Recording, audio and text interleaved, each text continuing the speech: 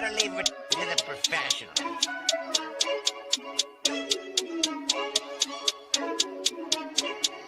Blessed by Bundy, blah, blah, blah.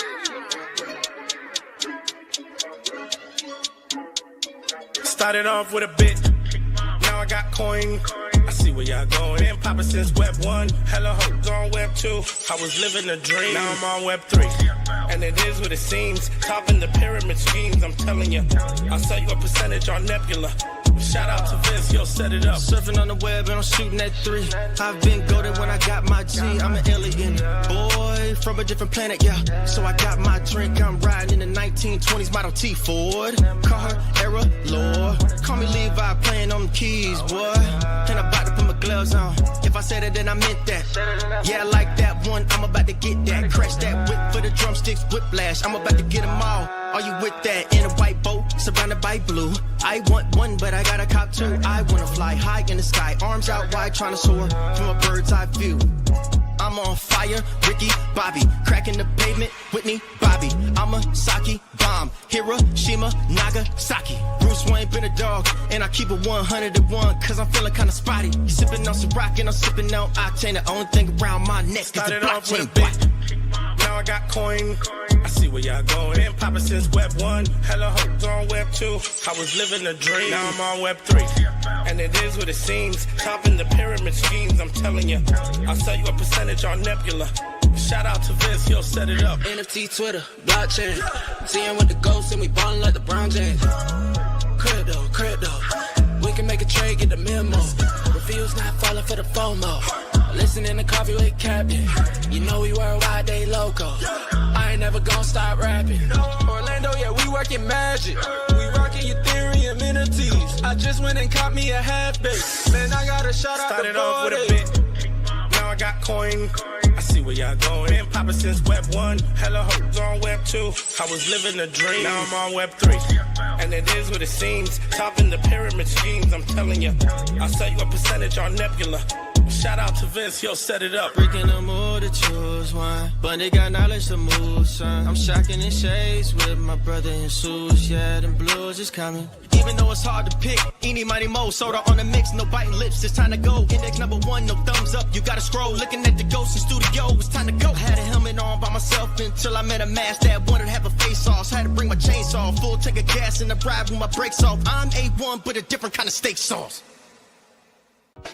Welcome to Coffee with Captain, powered by ApeCoin, where we dive into all things crypto, NFTs, Web3, and cutting-edge technology.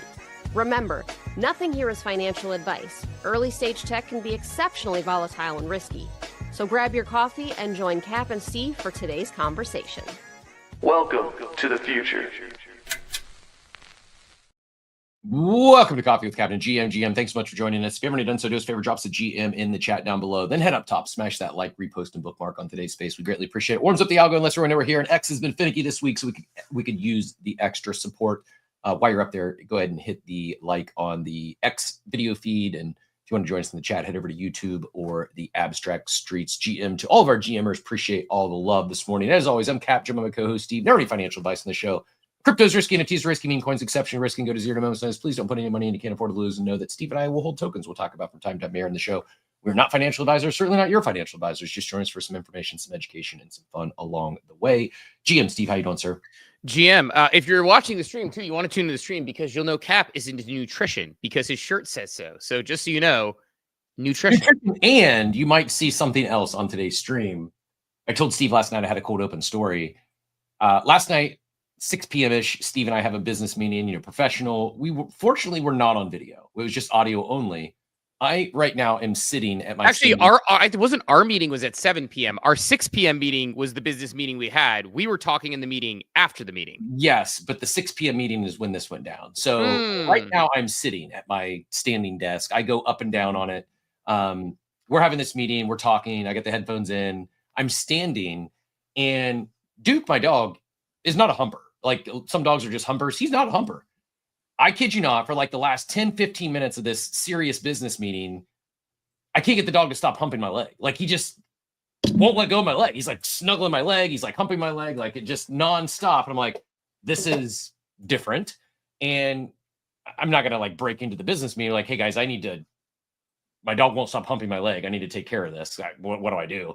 Long story short, anyways, after the call, we go outside and I'm talking to Steve, and walking down the street, kid you not, see like 3 or 4 neighbors who normally it's all just like the nicety, the head nod or the wave. All of them stop and start talking to me. While I'm talking to Steve, Duke starts taking a shit. Not even exaggerating. It was a 3-bagger. It was a massive pile. This is why he was, apparently that's the signal. Wait, in one go? This is disgusting, but I have to ask, because like I've had 3-baggers, but never a one go 3-bagger for my Labrador. Yeah, and that's a puppy. When I say he's a big puppy. I believe it's the bread. He got into another loaf of bread. So I'm pretty sure like the bread gives him the runs. And I mean, it was when I say a pile, it was more like a mini hill, like a mountain. And so Duke does this. I'm trying to like talk to Steve. Like later, like the neighbor saw me after I finished the lap and apologized. I'm so sorry. I'm like, no, don't worry about it. It's just timing. Because I was like that guy talking on the phone, trying to like not be rude to other people while cleaning up a 3-bag pile of dog poop. Yeah, I mean, so the point is that the video, if you see Duke humping today, I'm going to have to go off camera. I'm going to take him outside because he had we've already had 2 trips this morning. No more piles, but it's still, his stomach is still not back to being good. So yeah, if Duke starts humping, you will know why I'm going off camera, and we'll leave it to Steve for a few minutes. Now, is he already... I'm proud of him though. Like he clearly had to go really, really bad. And probably every other dog I've had, that 3-bag pile is in my living room on a rug or something. So the guy held it for a while. I was going to say, good boy, Duke. And I was going to ask, is he already neutered? Mm-hmm. Yeah. So then he was really just using it as an indicator. I mean, it was really just an app. Because I was going to say, like, was it coincidental? Was it definitely the case? Which it probably was. It was definitely his. Because then this morning he didn't hump, but he jumped up and like grabbed hold of me. So that's like he now that's his signal to, I gotta poop, man. And cool. Like I know he can't speak human words, so not that I would prefer he humps my leg every time he has to go outside, but I'd rather him signal to me than do his business on my floor. I love the fact, by the way, give us a like, a retweet, a comment, a bookmark on the room. We will have more potential rewards coming to the community next week. I think the agreement is with you to sign on that one. Because I don't think I was on that one. I think it's just an individual, but for the show. But yeah, we should have some more stuff for you next week. As we mentioned, we don't sell you stuff, but the way you can support us is, we do appreciate those tips in the abstract chat. But even more than that, for our sponsors, and by the way, putting it out there to the friends and family. Yes, some rewards. Mel will have some things to give away in the coming weeks ahead. We should do some awards too. Yeah, I think actually we need to have the coffees, the coffee award, the coffees. But that's what we should do, like Christmas Day or New Year's Day. One of these holidays that we do a show, we should just do an award show, listener award show with like the most ridiculous like titles. Also, yes. This is happening live. I literally saw the clip like a few minutes before the show on my timeline. I think we have a new bit for Joey on the streets. Is Joey out there? Joey's out there. I gotta get Joey's take on this. Let me see. Go ahead. I'll hand it back to you. I'll see if I can find the actual video clip. No, we're gonna say, like, look, like, these are the diehards who are in early. Like, retweet, comment on the space, give us a bookmark. GM out there, Mel, FFV, Chief, Dwayne, Von Fronten with a slick looking Good Vibes Club. Those are cooking. We'll talk about that a little bit. GM, Captain Dan Pence, see Jonah in the audience. Congrats on the launch of Frankie's. I need to actually play a run or two, but I hit the retweet on it. I saw it get some good fanfare yesterday. Feel free to come up and talk about that if you want at any given point after the room warms up to get that going. Maria, Thomas always out there. Beanie McFly, Big Bear, Kazi, Don Diablo, Mesh, of course, all of our good friends out there in the abstract chat, Teacher Katie as well. Drew, love seeing you out there. Congrats on continuing to crush it on abstract and your rewards. And for our diehards out there, like, the type of people we are. If you are looking for if people looking to sponsor shows, we are out there on the biz dev street. So always feel free to reach out and give us a little ping on that. If you know people who are looking for it, title sponsors open as well as some other inventory. We'll have some new folks coming in next week, but always looking to connect with new awesome folks. So I know Jonah's out there in the audience as well. I want to give Jonah a little bit flowers. Yeah, before we get into it, I got to share the Joey bit. I can't find the feed. I don't like these videos intentionally, and so I can't find it. I tried searching. Twitter search sucks. But the TLDR, it's a streamer who for 15 days in a row has boxed one of his followers in public. Like they put on boxing gloves, and it's just like the one I saw this morning was like in front of the Eiffel Tower. They're just randomly start like throwing down with boxing gloves on, like in the street on a grassy knoll somewhere. So my first thought was, oh my goodness, we need this in crypto. We need this in Web3. I would tune in. Yeah, I would definitely tune in. It'd be like an impromptu fight on the streets would be far more entertaining for me than karate combat. There's actually, pardon my take, the #1 sports podcast said that it's so funny. They actually said this to Adam Silver because they're big enough to get Adam Silver on, the NBA commissioner.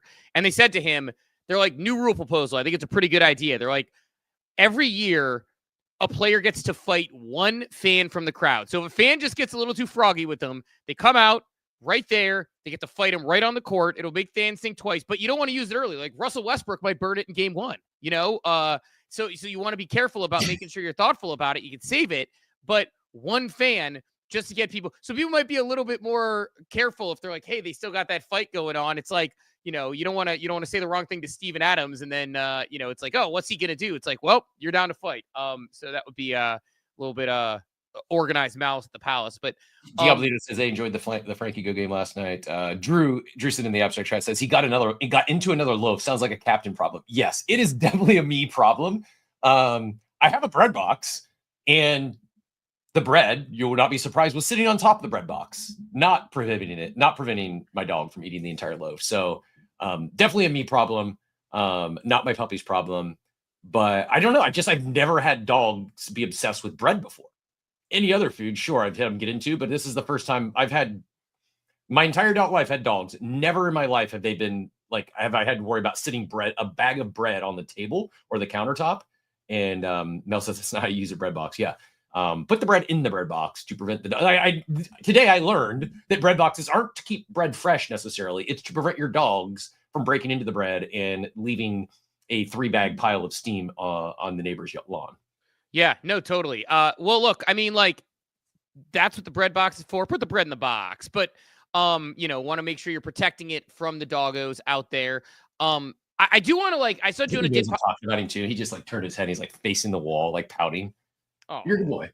Puppy. I saw Jonah did pop up. I do want to because you're probably busy with everything going on. I want to talk a little bit of Frankie's Diner just because I did not get to play it, but I did see FrankyGo, Frankie's Diner, Frankie's Diner, the NFT collection from Frankie the Frog, or Frankie's Dinner. It might even be. I might have been calling it Frankie's Diner wrongly my whole life, but I saw FrankyGo go live. I know, Jonah, you worked on this. I am a on the record Jonah enjoyer. The Diablito said enjoyed FrankyGo last night. We mentioned a second ago. So definitely enjoyed that. Can you give us a little bit of background on, because I knew you were working on this. It's been something you're talking about. It launched. It seems to be pretty good. So you earn Memecoin. So actually 2 things, Jonah, before we get into the Frankies, you gave a perspective the other day on a gaming space that I was listening to about what games work in the current iteration of crypto. I would love that perspective. Then let's get into the Frankie stuff, because I actually really enjoyed that conversation. I know you got some pushback, but I think the data supports you. Yeah. Well, I mean, I think it's pretty clear. I mean, I've worked with a lot of games. I work in Web 2 and Web 3, but especially Web 3. And, I've worked with games that are arguably good games that would probably, would they be top in Steam in Web 2? I don't know. Maybe not. But they would survive, or they would do well enough. Some of them no, but some of them yes. And it's just clear to me that people want social casino style games that are easy to access and simple to play, but have a lot of theory crafting. And for many years I tried to change that in the space, but I'm turning 30 this year, and one of the big things I've learned is that it's not my job to try and change the way the world works. It's my job to work within the way the world exists and support my family, and myself.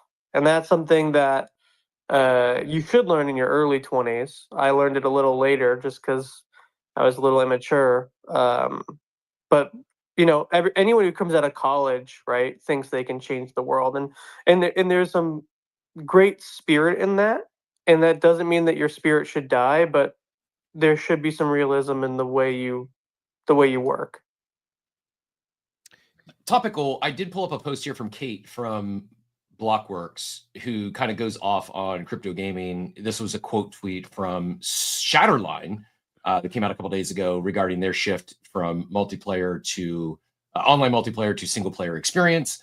And she just kind of goes off, says, stop making multiplayer crypto games, stop making crypto battle royales, multiplayer FPS titles, stop making crypto MMORPGs. Unless you're making them all AI controlled bots or have over 100 million and plan to market to mainstream gamers and somehow overcome long-standing NFTs or bad sentiment, you simply won't be able to compete in this market for long. We haven't seen one make it yet, have we? I mean, Shatterline seemed like they were making it, or at least they had the buzz early on. Shatterline was one of my clients, so like I'll be careful about what I say, but I also have more insight than any journalist could possibly have. Because so what I mean, what's your take, without getting you in trouble? What's your take on Kate's on what's your response to Kate? I think she's got a very valid point. I don't think she's right on everything because she doesn't work that deep on games, right? She's just a journalist, which is an important job. I think she's mostly correct in this case. I disagree that multiplayer games won't work. I do fundamentally disagree on that. For example, FrankyGo is currently not a multiplayer game, but I already know how we could make it multiplayer. And you need to think more like a mobile game dev than a console game dev. And one of the fundamental ways that multiplayer works on mobile is called async integration, which is like basically the people who really invented this design is Clash of Clans, where it is multiplayer, but it's not happening at the same time where you need to have like inference and input where, Steve could build his base and then walk away, and then someone tried to attack his base during the day while he was at work. And then he comes back and he can rebuild his base and then send his troops somewhere else while he's away. That is multiplayer, right? But it doesn't take as much time. It doesn't take as much skill. These are things where multiplayer can work extremely well. And there's no reason that couldn't work in crypto. I just think that most of the founders that got funded wanted to make AAA games and not make mobile games. And I think mobile games in crypto are the greatest alignment. And I mean, isn't it fair to say, like, to have a truly successful, sustainable multiplayer game, you just need far more players than are here? Yeah, but so I don't know. The thing that people don't get in this industry is that the failure rate here is very similar to the failure rate in Web 2. Like, it was always expected that a number of studios would close or that they would move or that they would transition. It's like this happens in Web 2 all the time. This is like working in the games industry is one of the, you're basically asking to commit seppuku. It's just, or I guess you say Sudoku because I guess you're on recording here. But it's like this is just par for the course. Shadowline was a client. Faraway, who was one of their publishers, I still talk to and still work with all the time. And there's a lot of people in the timeline who have a lot to say. And I used to be very toxic and probably say something back, but I am on my founder arc and I have a lot to do. And so I realize it's just not worth it to kind of be toxic back. But I'll say this. None of the gaming Web3 KOLs that I paid brought a single user. But when I paid the Web2 creators, I did get users. And I have the data to prove that. It is not worth it to pay a single Web3 gaming KOL. They are primarily a waste of time unless they have a Web2 account presence. The second thing that I noticed is I think people don't actually care that much, and they just like to FUD for the sake of FUDding because it's fun for them to do. Because being a hater, and I agree, can be fun. My counter was, if you liked Shatterline so much, then why didn't you play it? It's not like they decided to fold because they just got lazy. It's in the data. People didn't want to play it in this space. You know, like if you want a game to survive, then you have to play the game. That's just the fundamentals of how gaming works. Can I throw out? I want to throw out like a theory that I had, because I heard everything you said, and this is maybe my particular bias towards, I think this technology is really good. I think there's a real big opportunity with it. But to me, I think part of what we did here is we talk about Web3 gaming. And I had this take like 3 years ago that like Web3 gaming will be a thing when it's not Web3 gaming. I actually have modified that to Web3 gaming is exactly as you described. It is quick hit. It is gamble. I actually never thought about it till you said it today, but the analogy to mobile gaming is a very strong one, where it's like, that's the type of gaming I actually like to do in Web3 personally. It's like almost like it's like Candy Crush. It's like I do a dungeon crawl in Gigaverse, or I maybe do a run in FrankyGo, or whatever it is. And it's like a little bit quicker, a little bit more, easy to not maintain. Whereas like my traditional Web2 gaming is like, I'm going to sit down for a half hour in NCAA playing online at the Heisman rank online. Exactly, no big deal. So this is what I tell, and, I'm taking less clients now, not because of my deal flow. I guess not to share my ego. Like my deal flow is great. It's just that, I realize that building my own company and my own tech that we're going to show in June is worth a lot more time and money. But when I do talk to clients, I say, like, if you decide you're going to go out with a game, you have to, like, in having done this so many times, you have to realize that a normal person will not delineate between Web3 and Web2. And the idea of earn, unless it's insane, is not enticing enough for you to become on par with the Web2 game. So if you're making a shooter game and it's in Web3, you're still competing with Call of Duty. So like a normal person in Web3 is going and also the rewards are all messed up in crypto. Like gaming is about dopamine and reward. It is a much faster loop of dopamine and reward for buying and selling a meme coin, which can happen in like 10 minutes, versus investing time into a game which can take hours to days, and one has a much higher reward threshold. You're competing against a near impossible task. So if you're going to make a game here, it has to have a mobile philosophy, because if you're trying to make a shooter game, you're automatically competing with Call of Duty, and you might as well hang it up because you don't have $1 billion a year to spend on marketing and game development.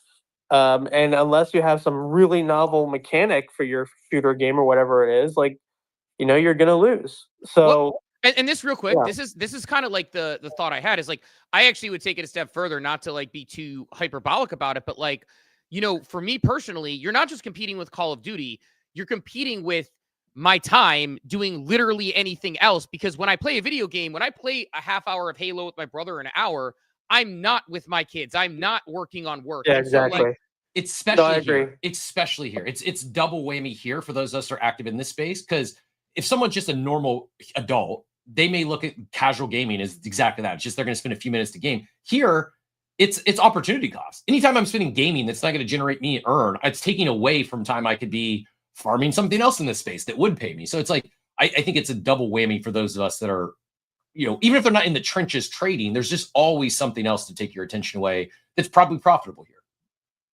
Or I mean, yeah, 100% agree. And real quick on that, Jonah, like that's I guess about the point that I was going to say is like, my theory, and again, you might kind of like go the other direction. I think we're a little bit of ways off from this, because I don't think gaming studios have a motivation to be anything blockchain related, especially with its reputation. But I think that part's not true, and I can explain why. It's just that they don't want to ever market on Twitter, like, which they shouldn't. Which again, I agree with that point actually. But I'd love to hear the perspective, only because my perspective has been Web3 gaming is, I love the mobile analogy, and it's the quick hit, it's the gambling, it's the things that work for the people that are here. Like the analogy I kept thinking about when you were making your comments on that gaming space is that one of the reasons I actually think MDA Top Shot, even though it gets shit on a lot, is a good product for the right people. It's just you had a bunch of degenerate gambler crypto people who don't know who Pascal Siakam is, trying to collect moments to sell to someone else. I think very similarly, like if you like the way crypto integrates into traditional gaming is if you're, like you have your items and you can buy them and sell them, you can actually own them. You can make them portable potentially in some way, shape, or form, or build on top of things. Like that's a large future state, but you don't know that it's crypto. It's just enhancing the way that you can use the game. If you work really hard, you can sell certain things, and maybe it makes payments easier because, hey, if I'm Call of Duty and I have, a stablecoin platform that lets me earn, yield and, lets users just keep their money on the platform, great. Like I could see advantages to all of those things, but I don't think it's like I think we sold crypto like it was like, oh my God, the crypto is the selling point, versus I think in Web3, gambling mobile, in Web2, actually using the technology, but nobody wants to talk about the fact they're using it, nor do they want look, I always say Web3 users, I love it. I exist here. I'm here, but like, we're a pack of locusts that go from field to field, sucking airdrops dry, and then moving to the next thing. It's basically the Kaido business model. So again, I'd love you expand on that because you mentioned that they're not afraid of crypto, but like, it's like, that's my delineation is crypto and Web2, gaming, Web3 gaming has to become gaming, but gambling gaming is what you sell here.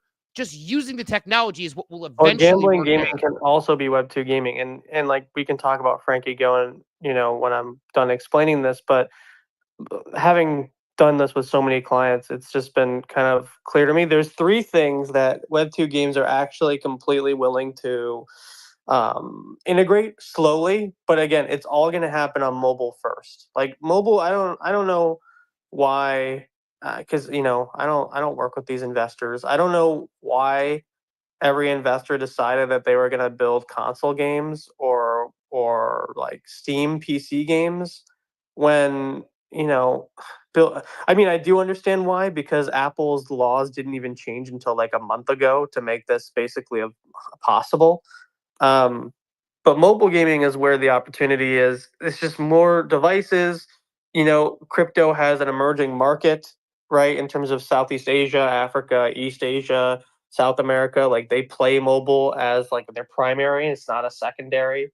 It's just like the opportunity is so greater. But there's 3 things that people in gaming are already okay with. One, stable coins. They're not integrated yet, but Xsola and Tapalti are probably the 2 biggest payment service providers that are, not console integrated. I don't know if people know here, Xsola has their own blockchain. It's on ZK Stack. They already have that. I've talked to people who work at that chain, and there's a lot building there. So like backend tech stack for payments, very good. Stable coins have a lot of value over a normal currency for a game. We could go into that, but it's kind of boring. The second is Gabe Layden's app tokens open source framework. It allows for extreme customization of player-based ownership, where it's not just some like gibberish that we all talk about. Like it has actual use case inside games, and I know that his game is going to have the app tokens, and a bunch of other things are building that. The third is offer wall. And offer walls are going to be coming very soon. I'm actually building one myself. And we could talk about that, but that's basically building alternative ad networks. Those are the 3 things where games are genuinely interested in crypto. Interesting. So, and I think that's like, that logically tracks to me. And that's kind of the way that I've always thought about it, where it's like, it's going to be slow with like sort of integrations like that. And like the stablecoin one makes all the sense in the world to me. In fact, we talked about it related to gambling apps, period. It's like why DraftKings wouldn't want you to have money stored in a stablecoin on there without you knowing it, where it's like, oh, I could earn 2% yield on my money by keeping it in here. Meanwhile, they're clocking in 10% or whatever it is. So it makes sense. And then it also gives you a much slicker payment rails once you put it in. But I don't want to bury the lead now. I know we have some hands as well, but I want to ask about, I did call up because obviously FrankyGo launched, saw a lot of fanfare on the timeline, a lot of people enjoying. I went to dig in yesterday, but I had a long day with the kids with some things going on. My son had a tick on him, need to make sure that was okay. My daughter had a trip she had to go on. So all these things, but I'm going to get to it. Tell a little bit about FrankyGo and this thing coming to market. Yeah. Also, crazy that your son had a tick. I don't know how that works. Is there like a tick comb or like a flea comb? So Like, how do you deal with that? so the way it You grew works, up in the country without telling me you didn't grow up in the country. he had a so he had a No, he had- yeah, no, I didn't. I can confirm I did not grow up in the so country. the way it works, I mean, I've had limited experience. He basically went on a field trip to a an arboretum and was If your kids go on a field trip, if they spend times in the woods, if they're out in the grass, tall grass, they don't normally do it. Please check them for ticks. Like ticks are, it's nothing to mess around with. It's fine if you catch them early, but I never even thought this was ingrained in us. I grew up in the woods, in the forest and stuff. So we always, I know you can get Lyme disease Yeah. from that. exactly. It's why it's very important to, if you have kids that are out in woods and tall grass, like check them for ticks. Yeah, and- you basically, a tick has to be on for like 24 hours or something to really make a difference. But like, it's disgusting because they just kind of latch onto you without you knowing it. You just got a bug on you. So he probably had this you have to thing. get one out if it's like heads dug in deep. Yeah, because they will dive in and you have You know to how to like. get them out, like the trick. Is that the credit card thing where you kind of like you do the can't pull credit them out. card If you to pull them get it out, the off? head. No, if you pull them out, the head will break off and they'll stay inside you and they'll keep doing damage. You actually get a lighter or match and you got to hold fire up to them and they'll back out. Yeah, my son just pulled it off so it wasn't dug in. Like he basically came up, he's like, I think I got a tick, and he basically like took it, threw it off, and it was on the ground when I got in there. I saw it and confirmed. I'm like, yep, that is a tick. It's and so yeah, so like he was just in the woods, pulled it off, used some tweezers just to make sure there was nothing in where the tick was. There wasn't. Used some hydrogen peroxide to clean it off, and then had him shower and wash it with soap and everything. He's fine this morning. But yeah, it's a thing where it's like, I will say this, and then I'll get off my digression. It is one of those cool moments where it's like, I love my parents. I didn't really go to my parents for a lot of help with things. They weren't sort of that like, oh my God. Like I was very self-reliant growing up for a variety of reasons that are specifically for my my therapist.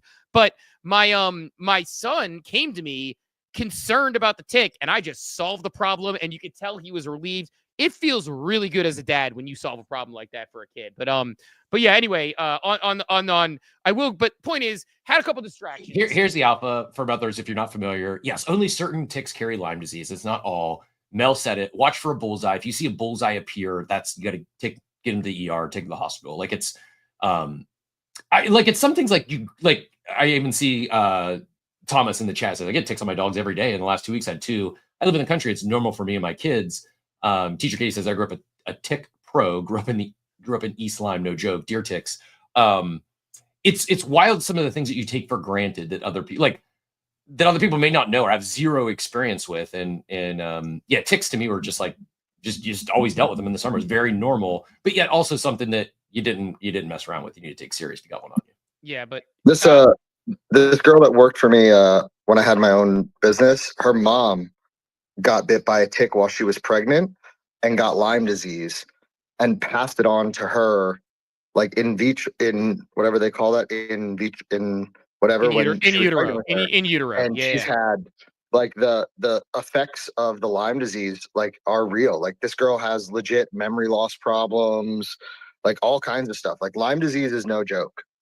Yeah, no, it's definitely, it was a tiny little guy. I think it was some sort of I forget what it was. ChatGPT saw my pictures and told me what kind of tick it was. So anyway, that was talking ticks. But yeah, want to go back to FrankyGo and just get your, talk a little bit about the launch of that and, leading up to it, and a little bit about the game for those who don't, because it is built on Abstract, which is a farm opportunity for those out there. Also, before we go right back to Jonah, we've broken a record this morning on Space. This is breaking news. We are 33 minutes in. We are the only space on crypto Twitter that has made it more than 30 minutes without talking about Stay Loud. So GG us. If you're missing out on the Stay Loud conversation, just go find your favorite KOL. They likely have 10 to 15 posts about it this morning alone. Back to you, Jonah. Yeah, that's Laudio is actually, I'm not going to get into it, but that is a video game in some way. It's a somewhat annoying one, but it's a video game. Yeah, so FrankyGo, it's different than just a normal casino game. We can get into like the design philosophy, but yeah, it's live today. We're cleaning up a few bugs, but the game is starting to run pretty smooth. It seems like people are pretty happy. It's inspired by a mobile game that is one of the most successful of all time, called Capybara Go. And sorry, go on. Oh, I thought you were going to say something. Yeah, so the way it works is it's a choose your own adventure style game. In most social casino games like Gotcha and Multiplier, you click a button and it does everything for you. I didn't want to make a reskin of that, so the way I designed it was it actually is kind of like a game where you have some control over your choices before you get your potential loot. So every round, and there's 10 rounds within a 2-minute time frame, you get a choice between picking up a treasure chest or not, talking to a trader or not. And if you accept the trader's offering or the treasure chest offering, you lose 10% of your health each time.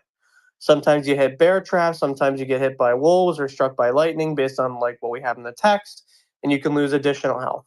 The opposite is that there's health bonuses, there's attack bonuses, there's crumb bonuses, and crumbs are in-game currency. There's a lot of value in them.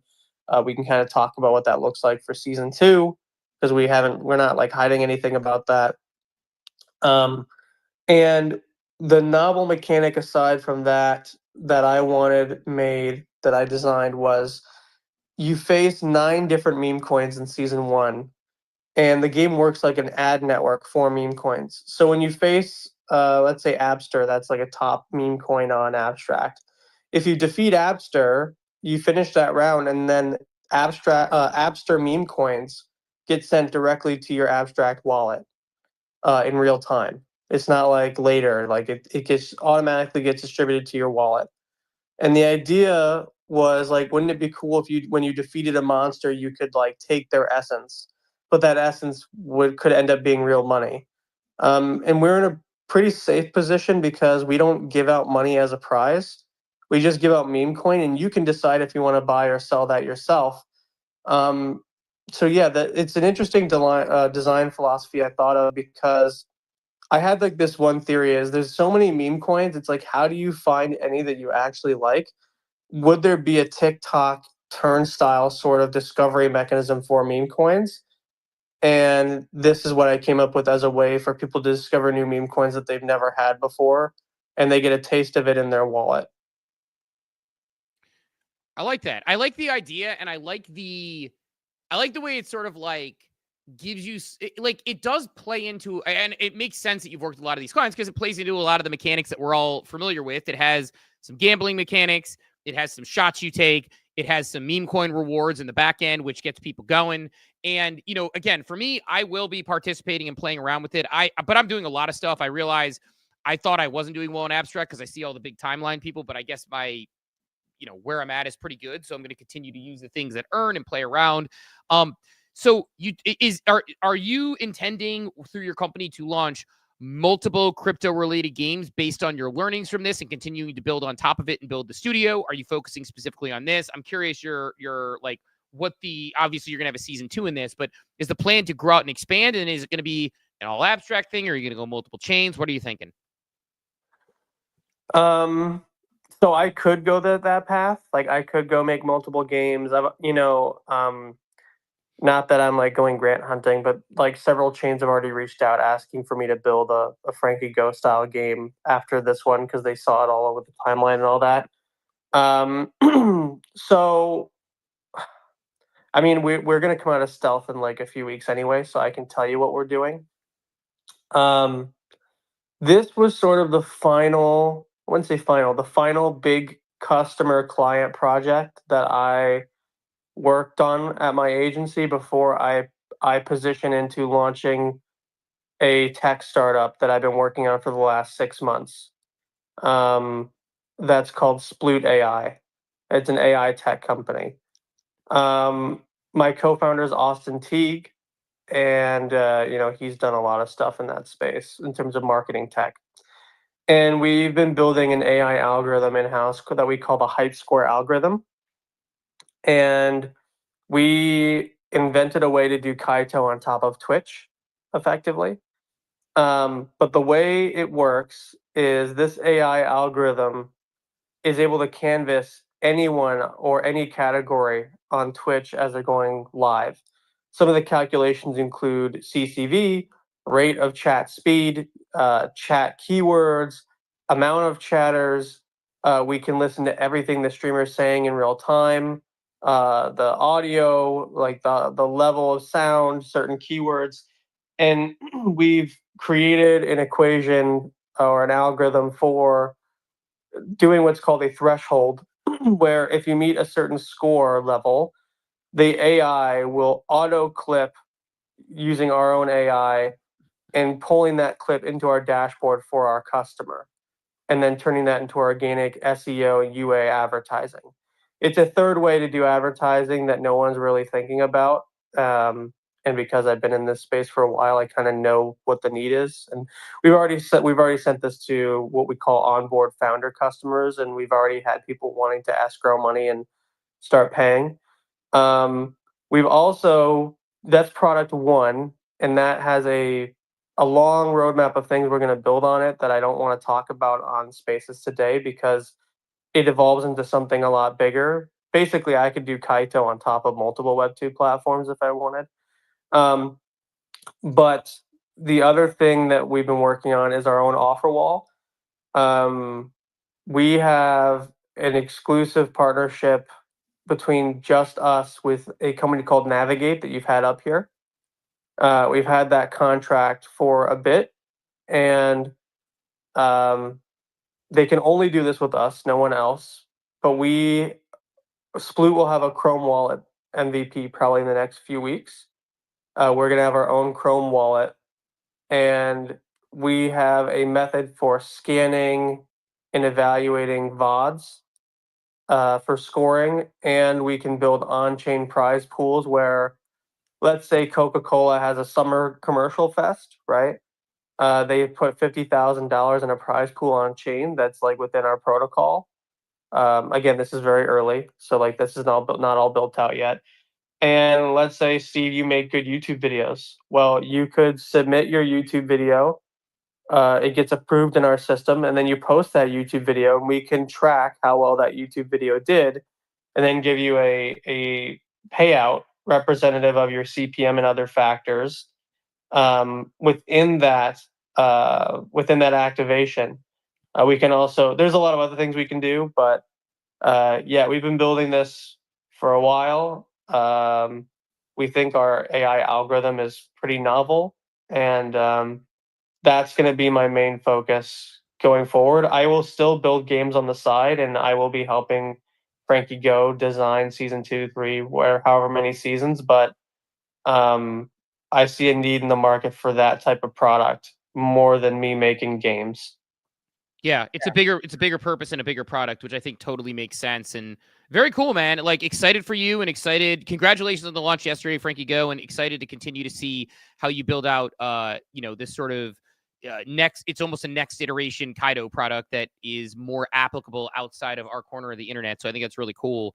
Yeah, I'm going right after Web 2. I'm not even so there's gonna be crypto on the back end, and I won't share how yet because that's like some of our secret sauce. So it is a crypto business, but I'm not going after Web3 at all. I'm not even marketing a Web3. I'm not advertising a Web3. As far as anyone will know, it's a Web2 company. Like, I am not paying for a single fucking KOL in Web3. That's for damn sure. I am going right after Web2 customers and clients, and people will understand how it's Web3 in the background by version 2. We have 3 versions in development. But yeah, I'm gonna go after the bigger pie, and I think our AI algorithm serves a need there where some stuff can happen on chain, but no one in Web2 needs to know about how to use the chain at all. This is the way. This is the way I've been saying since day one. It's like, like the blockchain. People are like, when does mass adoption happen? When we don't know we're using the blockchain, because then it will just be happening. We get really excited over infrastructure tokens around here effectively. So just something to consider. But that's awesome. Love that. I know, Joey, you had your hand up for a hot minute. And I can't see if hands went down on the Spaces, but want to see if you want to get back in here, Joey, GM.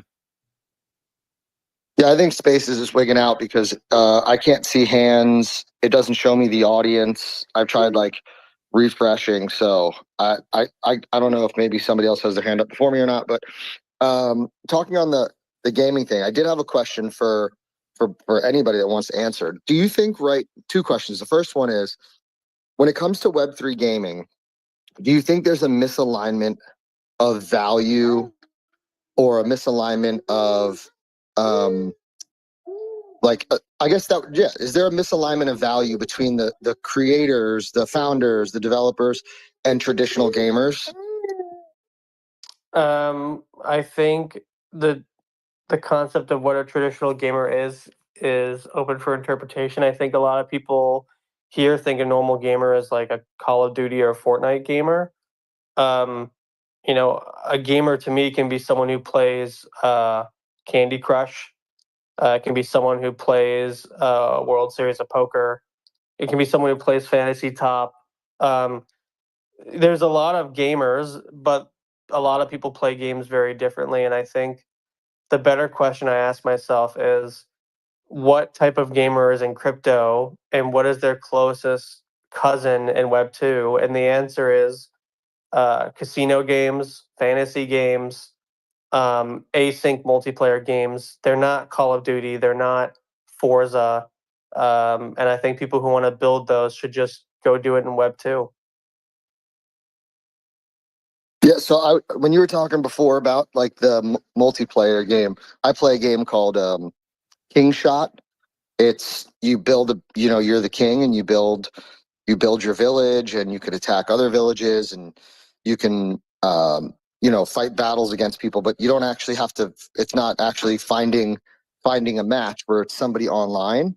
It's like set it and let it go. So when you were talking about that, I got exactly what you're saying. And the last question is, which you guys kind of did hit on right now, which is, do you think that Web3 developers, Web3 founders, gamer, of these are too focused on blockchain forward technology versus just producing a fun game so that way they can onboard people outside of this space? No, actually, I completely disagree. So I'll explain why. I think a lot of game developers were misled by investors and Web3 gamers about just make a fun game, and they listened to that. I wish just making a fun game is how it all worked, but it's not how that works in Web3. That is how it works in Web 2. And I think a lot of developers were misled by an audience that didn't actually know what it wanted. And I think you do the exact opposite. I think you lean even harder into the blockchain tech and what makes a blockchain game natively different than Web 2, which is what I designed with FrankyGo. As far as I'm aware, there's no game in Web 2 that can airdrop you meme coins for defeating enemies, right? That's something you could only do in blockchain as a scenario. Yeah, that's go ahead, Joey. No, I was going to say, but I guess my question should be what would be, so let's talk about FrankyGo. Like, I understand what you're saying about how in Web3, you can't, you can airdrop whatever, win meme coins, which you can't do in Web 2, which then in turn gives you the opportunity to win / convert into real money. But how do you then, is there a go-to-market strategy for non-Web3 native gamers for something like FrankyGo? And if so, how do you bridge that, oh, well, you're going to win these random meme coins, which you can then swap for real money using these different bridges, and like, what does that look like? Well, just to be clear, there's no like different bridges. This is why we chose to do it on Abstract. When you make an email with your Abstract account, you don't need to know what a wallet is. And swapping for Ethereum or for dollars eventually when they have their stable coin, it all happens in app, and you just click a button. So there's no need to worry about 20 different off ramps. So that's one.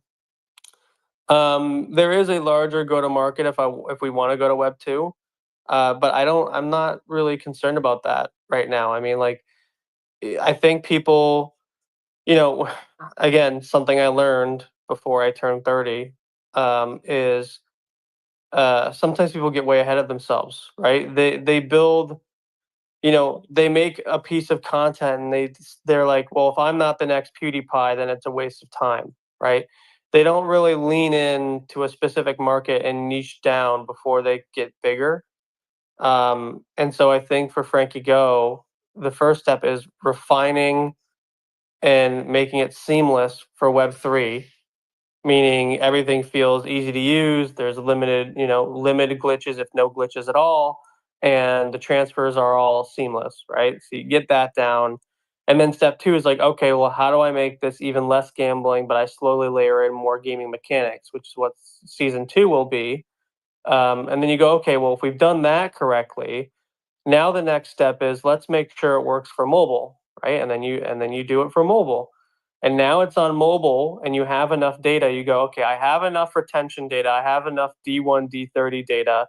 I have my ARPU data. And this leads me to wanting to do a test budget of X amount of dollars on Facebook, TikTok, whatever, right? And then you run the tests. And you just take things step by step. You don't start the game and you go, if this isn't as popular as Call of Duty, then there's no worthwhile endeavor. I just don't think that that's how you scale a company. I used to think that way when I was younger. And now, for example, with my startup with Sploot AI, I go, okay, how do I just make the algorithm perfect for Twitch? And once we do that, then let's go into stage 2. Because if you do something really well, very specific, and there is a market, you will make money.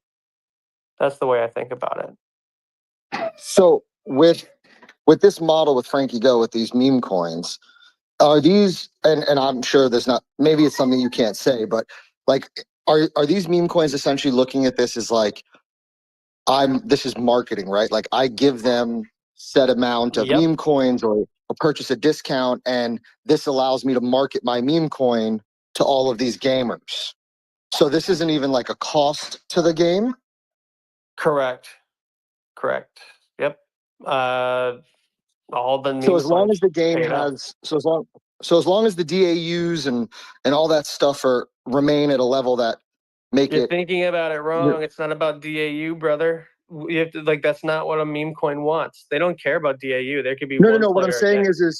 what I'm saying is, as long as there's enough people playing the game and seeing their meme coin and winning their meme coin, then you're going to continually have more meme coins coming to you, which means you can potentially have an endless supply of rewards to give to the users.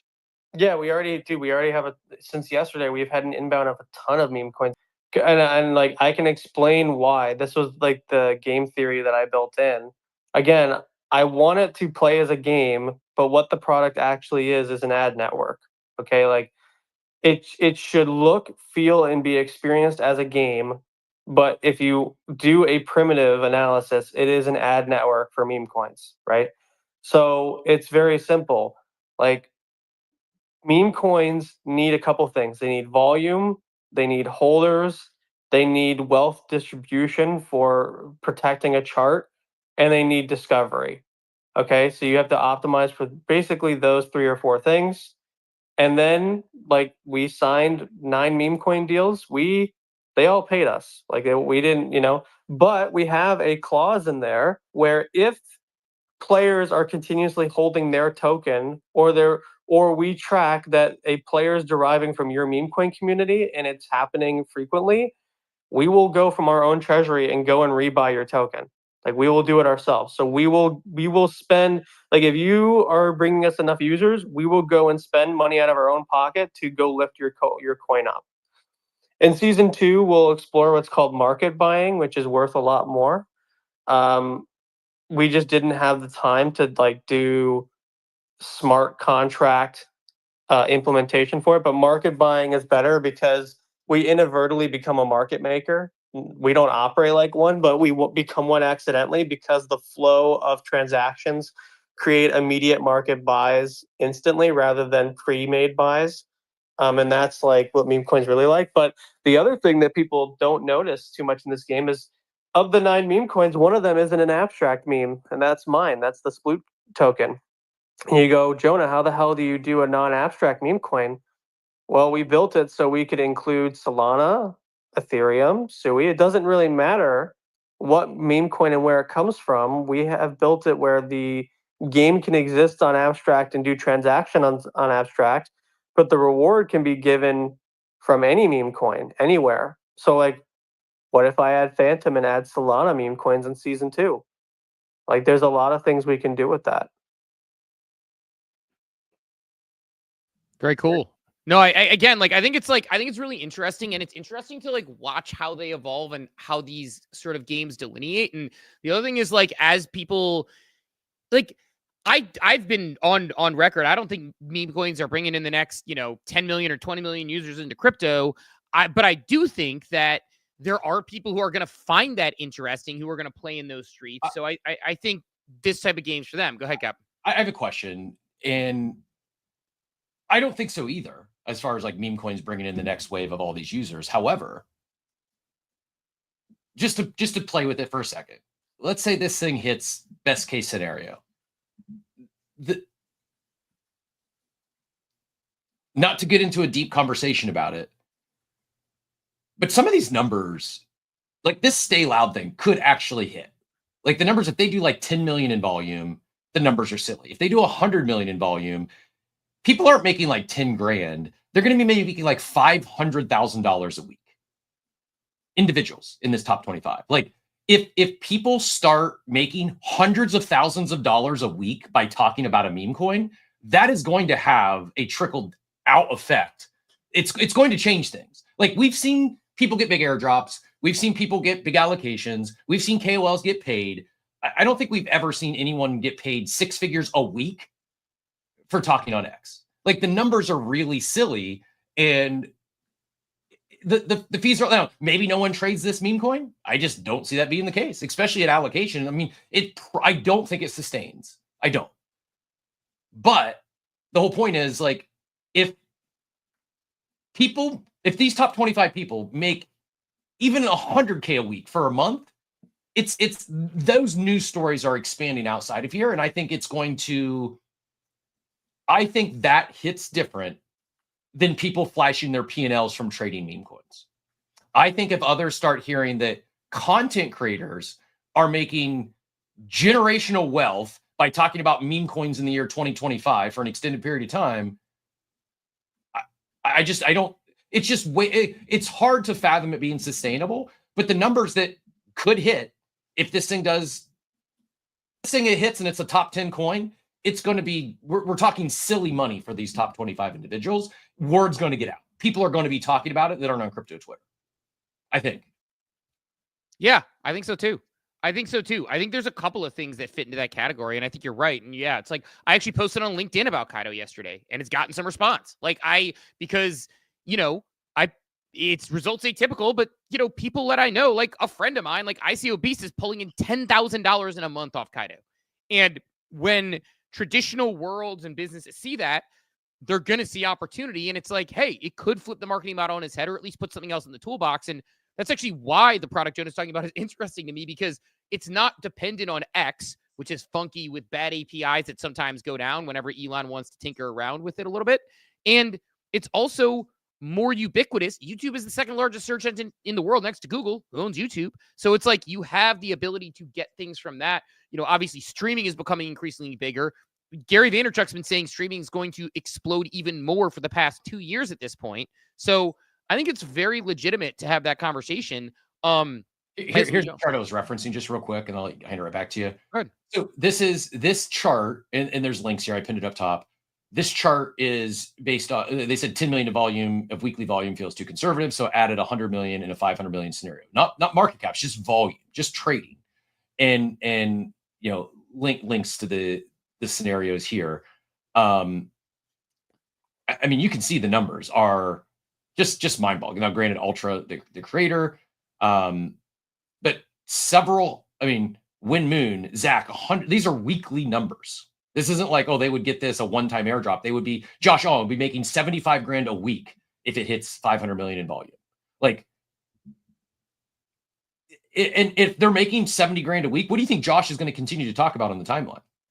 Like this, I don't love it, but man, like at first I was like, man, only awarding 25 is pretty bold. It's going to, I don't think that's great. The more I think about it, it's creating a story. It's creating stories that is much more powerful than if they shared this with the top 250. Divide these numbers by 10, like no one's going to be talking about it. If people are making this, content creators making this kind of money for sending a few tweets, Elon's going to be talking about this.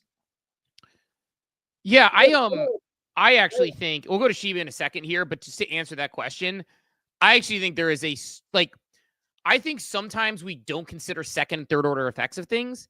And I think there is a non-zero chance that this is sort of that capitulation moment where people say, I am tired of watching this. And again, I'm not saying this. Like, I'm not the eat the rich guy. I'm a go get your money guy. Just like I say, like, people hate on, this person or that person or this content or that content. Get your money. If it's working, go for it. Especially Josh, and especially Josh Hong. Josh Hong is an absolute Chad. Love that guy. But I think like my perspective on it is that there is a non-zero chance this is the straw that breaks the camel's back. People have already been bubbling up. I'm seeing more and more, Kaido, this person getting paid. Kaido, this person getting paid. I can't crack the leaderboard. I talk about it. I'm in this ecosystem. It doesn't work for me. Like, I see this. I brought this up as a concern early on in Kaido. 25 people talking about a meme coin and pumping it. At some point, there's two options. Either don't fight the tide and people are going to buy it because they think it's going to go up because influencers are talking about it. Meanwhile, those influencers are getting paid it and selling it, which is like a crazy model. Or B, at some point, people are going to say, I'm kind of fed up with this model. Like, this model doesn't work for me. It works for everybody else. And I think like, look, I am not a top creator because I don't talk about alpha. I don't have a fantasy top card. I just put out things that I really care about and am interested in. I've thought in my head before and have generally decided not to. I'm gonna talk more about things in the Kaido leaderboard because I want to explore ecosystems, but I'm not going to do it in a way that's inorganic. I make it my whole personality. I think the timeline turning into entire Kaido stuff is not valuable or helpful. Yes, people are exploring ecosystems, but there are issues that you run into. And I think number two, people get fed up when they're like, it basically created a divide where it's almost like the wealth gap, where if you continue to incrementally make it that much better for these people, Whale and ICOBs and whoever are going to be able to sail off into the sunset and go buy a yacht. And the people who genuinely are interested in these things are going to say, yeah, I guess, I don't know. Like, I'm going to give up on this ecosystem. It's we've seen this. And again, we have seen it with Web3 NFT brands that have gone very pick me with creators who didn't like them and tried really hard to make them like them. And we've seen it be a turnoff to the community at times. So I think that there is a risk here that isn't the fault of Loud, isn't the fault of Kaido if they, whatever. It's just the system that is being put in place. They should do what's best for them, but I could see a pushback, coming through on this one. But Shiba, I know you've had your hand up for a while. Want to let you get in here. GM Shiba. Oh, Jim. Yeah, you guys went off on the gaming and the tokens. I'm not big on the token and the Kaido thing, but I am big on the gaming thing. And I've watched and heard Jonah talk about this a lot now that I see the game out and it being mobile. I agree with a lot of points he made, being somebody that played video games for a long time. I moved to mobile games, multiple reasons. You can't sit behind a computer all day and play video games anymore when you're an adult, especially when you have to pay inflation and bills and taxes. So mobile games are like quick, easy, and accessible. So I think nowadays there's an audience for that. So if you have a product like Jonah has here, I think there's going to be an audience that attaches to the game and plays the game because they truly enjoy it and how accessible it is being a mobile game and a Web3 game. You think about it, we're on our phones all the time. Web3, crypto's all on our phones. It moves very fast. So if it's all in front of you and you're using a meme token, it just makes sense for us, at least. If it's a Web2 person that's coming in playing the game and then they get some token, they'll be like, what is this? And if it's not like Doge or Bitcoin or something mainstream, they're not even probably going to look into it. So there might be that slight disconnect there, but that can be easily educated by just being familiar with the product. They'll come on to X, maybe they'll listen to Jonah talk, and maybe they'll learn a bit more about the crypto itself. Maybe they'll actually bring them into the blockchain. Maybe they'll actually buy Bitcoin and get into the industry, maybe hang out on X and stuff. So there was a lot of good points there you guys made. So I've seen a lot of mobile games on Web3. Try to have that vision, and then it really needs an audience to really capture it and then put it on the timeline. Like you said, with the coins and the Kaido, people are talking about it, KOLs, individuals, if people are talking about it, people might invest in it. I think this cycle, though, there's just so many. Like the meme coin genre is just massive at this point. And now with SocialFi tokens, meme tokens, and stuff like that, layer twos, we can go on forever. There's just so many of them. How can Kaido grab an audience in the mass majority, even with the public listing like like Coinbase or Robinhood or whatever it may be? I don't know how many listings they have. Let's say they have all of them. Is that what it's going to take? Is that a catalyst for them? So I just don't think any of that stuff hits as good as it used to. But I can definitely see it's hitting. Some of them succeeding. But it is hitting. It is hitting. Are you it's hitting talking better about than ever before? I mean, Loud just launched and they captured a quarter of the mind share on this app in their first 24 hours. Like, it's unprecedented. For me, I think it's amazing. I think it's launch. This is very early hype for them. It's right off the bat. Let's see sustainability. Blockchain, crypto technology, games, even the cryptos themselves, companies, the sustainability is the hardest part. Sure. So I'm not saying like a year. Let's just say at least a few months. A lot of these products, a lot of the SocialFi stuff, a lot of them don't make it. Some of them have done extremely good. Like Kaido's a really good example. I know there are a handful of others that have made it, in the last year plus, like a month, and then they disappear type shit. So I could definitely see it doing well, but there's going to be so many, right? So it's hard to pick and hit the right one. So I think we will eventually get a few that do really well and capture that not only Web3 audience, but then they do get a Web2 audience, maybe marketing, maybe television. You never know. I don't know what it'll take, but there might be one that does break that. I think we're going to see more and more of this. I do think that there's going to be millionaires made off of this Stay Loud drop and trading fees shared. And once that happens, I don't see any scenario where we start seeing less of it. We're going to see the idea of an initial attention offering could very well be the meta of this entire cycle. No one was talking about it a week ago, and it's captured so much attention, and it's set up to make people wealthy. Literally, people are going to be made millionaires in the first month of this thing trading without ever getting an airdrop. Just on talking about it on this app, we've never seen this before. I think it's maybe it doesn't happen. Maybe the thing's a flop and no one buys it.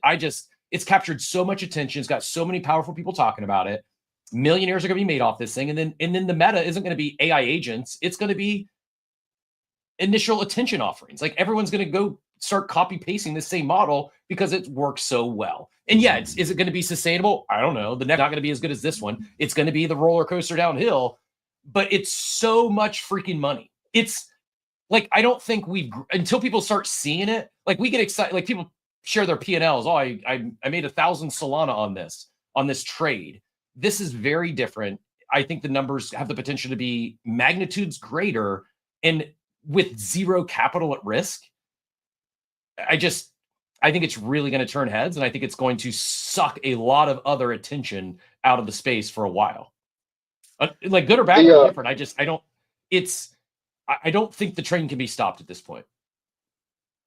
I also think, Shiva, your comment about Kaido's currently trading at $2.25, which is pretty close to its all-time high, and has been, it launched at whatever it was, 80 or 90 cents. Then everybody was like, oh, it's going the wrong way. And then it went all the way up to $2 right? So I think Kaido, yes, it's only, it's 2.5 months now that we've had Kaido, that we've had its own token launch, not the whole platform. But the fact that the token itself, which really has at this point, doesn't really have any use case outside of, I believe, just staking, and it's sitting at $2.24, I think should give us some positive, bullish sentiment on what Kaido is doing. Whether or not they can expand outside of this small ecosystem of Web3, which again isn't even that small. We talked about it the other day. I don't think you were here, where we talked about that it's going to be $1 trillion market soon. Marketing, digital ads, marketing is going to be $1 trillion industry in the next few years.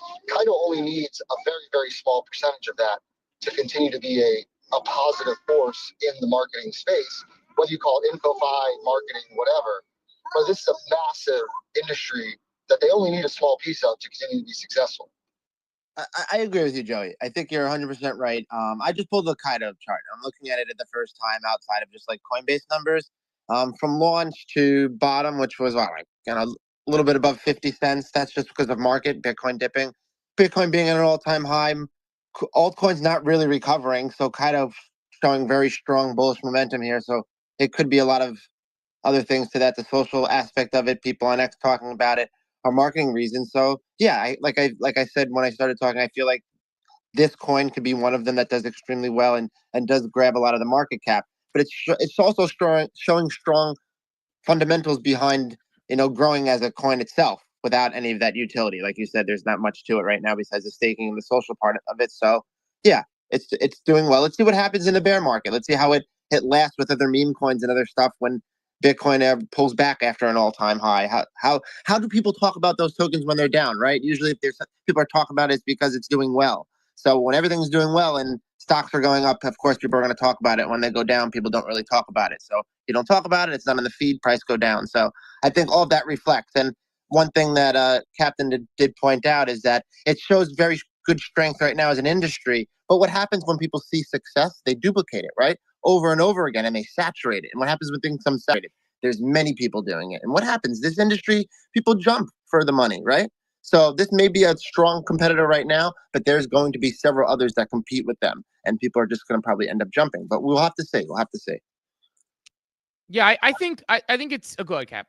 I was just gonna say the Soph claim, Sophon, that went live about a half hour ago, maybe an hour ago. For those that there were several different NFT collections that got claims. Good Vibes Club was one. It opened at like $500 million market cap. Couple. Where do I find that? Did you pin something? 2.75 fully diluted value. So it's like you probably, if you have one Good Vibes Club in your wallet, it's maybe a good steak dinner. Yeah, I'll go pin the claim link. Yeah, share in the war room as well. I will gladly take that. I have a couple of Good Vibes Club, and I would love a good steak dinner. Yeah, and I like love, what kind of steak? Like Outback steak or like IHOP steak? I mean, a decent Or Ruth Chris steak. Yeah, you could you can swing Ruth Chris with this one. Let's go. Nice. Maybe it doesn't cover the tip, but you got everything else. But no, it's good. I like the look. It's I think. Again, I'll put a pin on it with this because I want to get 90cc in here, maybe a little bit of wrecked. And to Joey's point, I did have Kaido's continuous cooking on the timeline because 2.2 billion fully diluted value is nothing to sneeze at. And I made the mistake of selling when it was at like 90 cents or $1 or something, and didn't stake my 75% because it has never been the right case when you get an airdrop like that. But it turns out occasionally it is, and so I have not bought back in because, frankly, I don't think I can buy enough to make it worth it, which I know people will say, like, oh, the famous last words, the best time to buy was yesterday. The second best time is today. I added Kaido to my weekly DCA, actually, on Coinbase. And just so you know, it's 100 Kaido. I mean, they could change it with every drop, but if 100 stake Kaido qualified you for the last one. But, like, what am I going to do? Like, buy $1,000 of Kaido, get like 414 Kaido or whatever it is, and then stake that, and like everybody else is eating my lunch and I'm just playing in the middle. It's just, I don't know. Like, I feel like I missed the boat on that one, and that's fine. Like, I don't care if you do it or not. I just the math is mathing strong. It's you definitely not missed the boat. You're right now, if the historical averages hold, you're getting probably 5 to 10% of what. So if you stake $200, yeah, you're not going to get $100 every claim, but you're probably going to get if you stake $200 worth, you're probably going to get $20 per claim. In zero. I think there could be other things beyond. I think others are going to start looking at Kaido, just how this Sophon rewarded people that had Good Vibes Club. I think there could be other third-party perks for having staked Kaido. Maybe not, but you're getting 10% on your money almost at least once a month. Probably if you add everything up, it's probably been that about maybe once a week. I don't know, man. I'll look into it. It's just, I feel like the floor is going to crack. I think like I'm worried about the thing we talked about yesterday, which is sort of more or less like we see Arbitrum go on there. Great. Then we see, I'm forgetting the other one. I had another one that went on there that I just checked yesterday. Arbitrum's on there. There's one more. Oh, like the, because I did the Arbitrum 150K. Basically, they're putting up 50K per month roughly for, I think, 3 months for the top 50 appers. So not too shabby. I would do this. If you're going to do it before Stay Loud goes live. Just in case. If it hits the best case scenario, like Kaido stakers are getting 20% of those fees, I believe. I'm going to go double check that to make sure I'm not giving misinformation. if this thing hits, like, I'm not saying it's going to happen, but there is a range of outcomes where the thing hits $500 million in trading volume, and for having 100 Kaido staked, you end up getting $200 a week or more than what you cost you to stake the 100 Kaido. Like, it's just, we haven't seen that play out yet. It's coming. We know Kaido stakers are getting it. Maybe it's a flop, and maybe there's no trading volume. If you're going to do it, I would get it in sooner than that happening. And then if that does happen, then the price of Kaido is going to go up, I would imagine. Yeah, I don't know. We shall see. I think my siphon claim is getting me $47. So it's asking me to claim and stake. The answer is absolutely not. I want my $47. I am greedy. We'll see how it goes. Although part of me wants to just claim and stake. What did you do with it? Did you just claim it? Probably. Yeah, I don't know. I don't even know what it is. I'm probably gonna wait till after the show. If it dips a little bit, it dips. It's not that much money, but I don't even know what Sophon's doing. So I should do that before. If I'm going to stake, I need to at least figure out what the hell they are. Yeah, it's going to be the next one I didn't stake. It's like that $47 could have been $4.7 million. Can't wait for that. Who knows? But yeah, I don't know. Like, I think like maybe I don't know. Like I've like toyed around with staking Kaido constantly and just been constantly not correctly, basically not doing it. So I don't know. I need to just be smarter about it. I don't know. But either way, I'll debate if I'm going to put on that one. I don't know if I want to pull into that one, because I could see like it being fruitful, but I could also see it being like, look, I'm going to get like very, very little Kaido for my money at this point. And, I do wonder, I do have some material concerns about how long can this tea party go on for? Like, how long before the punch bowl gets taken away? And I just don't know the answer to it. Even though I think that there is something to this, I do think the way that they're approaching it is very much the how much can we bring on to get as much attention as possible and make it work. So we'll see. I don't know. You don't think, Steve, it's bullish that someone like Arbitrum is now jumping on Kaido? Like, it's not just these small meme coins or NFT projects. Like, it's actually a big chain. Not just jumping on. Like, I feel like I think deserves some credit. I thought the commercial was really well done. I agree. I'm not saying, look, like, I see the perspective of like, it's bullish that a bunch of big brands are jumping on to use this thing. I just don't know if at some point it's like, okay, so like, let me give you the Arbitrum one as an example. So are you going to talk about Arbitrum more because of it? Maybe. And maybe you spend the next month talking about Arbitrum constantly and you get $17 from an airdrop, or not even that. You don't even make the top 50. How does it make you feel about Arbitrum? You're like, well, I'm a small creator. It went to the same 50 creators. Are you going to feel good about that? If you're like, I dug deep into the ecosystem, I learned all about it, and I ended up number 76 and didn't get the airdrop. Like, I think that there is some limiting reward. Yeah, but shouldn't you have that expectation going into it? Like, for example, if I decide to start tweeting about Arbitrum every single day, I know the chances of me making the top 50 against people that have 10, 20, 30, 50, 100,000 followers is probably slim to none. Like, I'm just taking a chance. But that chance could allow me to learn about something that gets me as an early participant, which could then potentially pay dividends later. So, like, I think you have to have the right. The people here don't care. I agree. I like your attitude about it. I think majority of people don't care about that. Like, and that's why I think look, I think Kaido has like long-term legs as far as the concept of what they're doing. Like, I've bought into it. I think it's interesting. I think the oversaturation of it and the diminishing returns on it are concerning. Like, we talked about it a little bit yesterday. Like, I think at some point, the diminishing returns, the money going to the same people, is going to frustrate the market. I think at some point, the timeline becomes messy and it just becomes basically unpaid shills for people who are going out and looking at things. And I think directionally, like, I don't know. Like, I don't know. Like, do I think it has a lot of upside potentially? If it works this way, great. I do think it does. Like, I'm not saying it doesn't.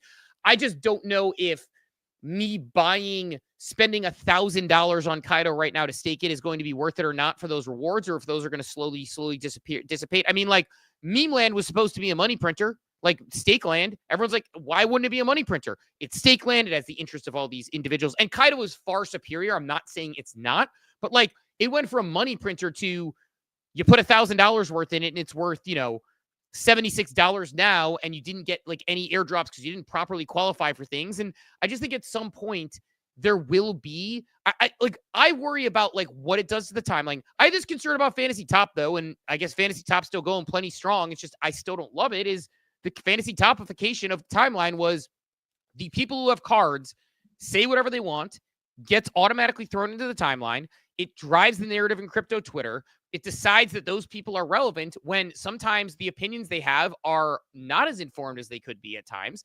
And it inorganically makes the timeline worse. That's my worry about it, is like, I do have worries about the direction it goes. Maybe it has ultimate success. Like, I did think Arbitrum was a great add to it. I think it's a great opportunity for people who want to talk about Arbitrum.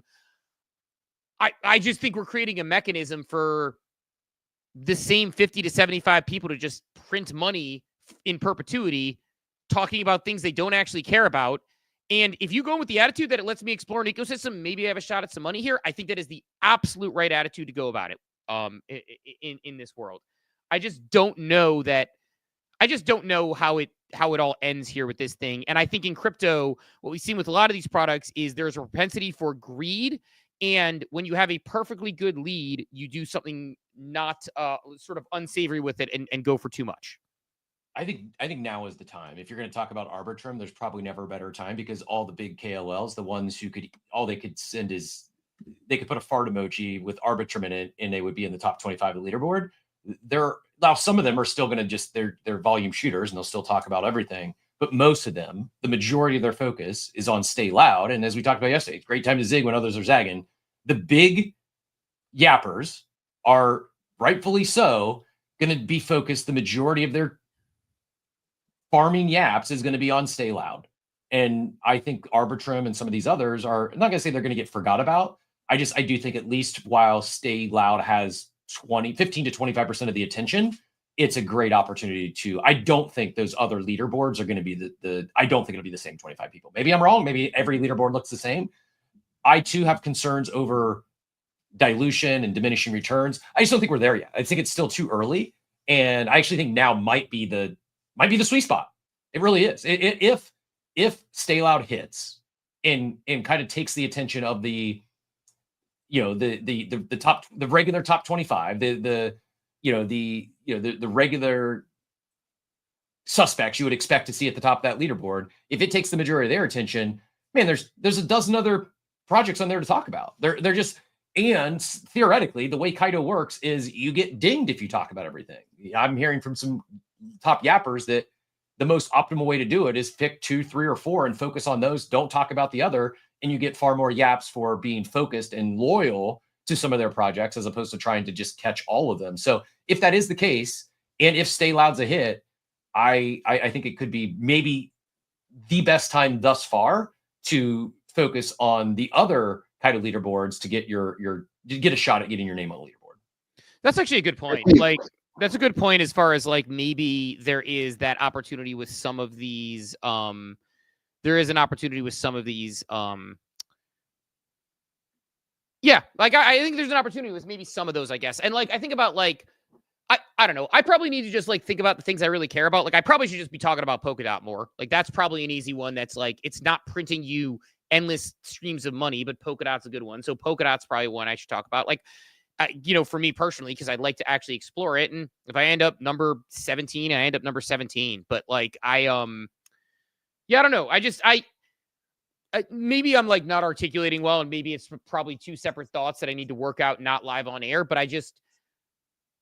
I'm feeling like, I think like, I'm not going to get into the ape chain thing today. I think we could probably try to get the team on and have more conversations, because I had a tweet this morning about that and about like, hey, like things are, one way and they're moving forward. But we saw a lot of people boiling up and having those discussions about, hey, I've had this frustration, And my answer is like, go air the feedback, go have the conversations and give the new team a chance. But I think similarly, but before that happened, you and I sensed the boiling under the surface. And you commented on it yesterday.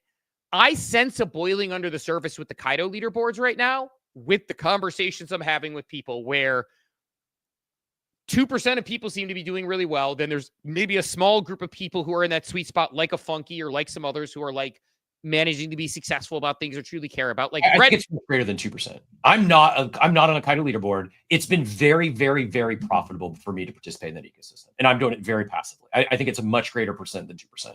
If it wasn't, you wouldn't have the majority of people who stake. They would have unstaked by now. Most of us that staked 75% or whatever we staked on day one, it's the majority of it's still there. Like people aren't moving because it's. What percentage do you think staked on day one? Like 10%? No, I think it's much greater than that. How many things do you think? What percentage do you think staked in Kaido on day one? Just give me a guess. Like when you say much greater, like 20%? I'd say greater than 30. I don't know though. No fucking way. No fucking way. You think that 70%? You think 30%, not 70%? No, but I'm saying you think only 70% of the people immediately cashed the airdrop when they got it? Yeah. Oh, wow. I'd be curious to see the numbers on that. I'd be curious to look it up. Maybe you're right. I guess so let me put it this way. The diminishing returns is this. It's benefited me. It's been one of the best moves I made this cycle. And I'm not one of those. I've not been on any leaderboards, and it's been profitable for me. I'm going to pin a post I'll just share this right now from you talking about like staking. It is so much more than just a governance token.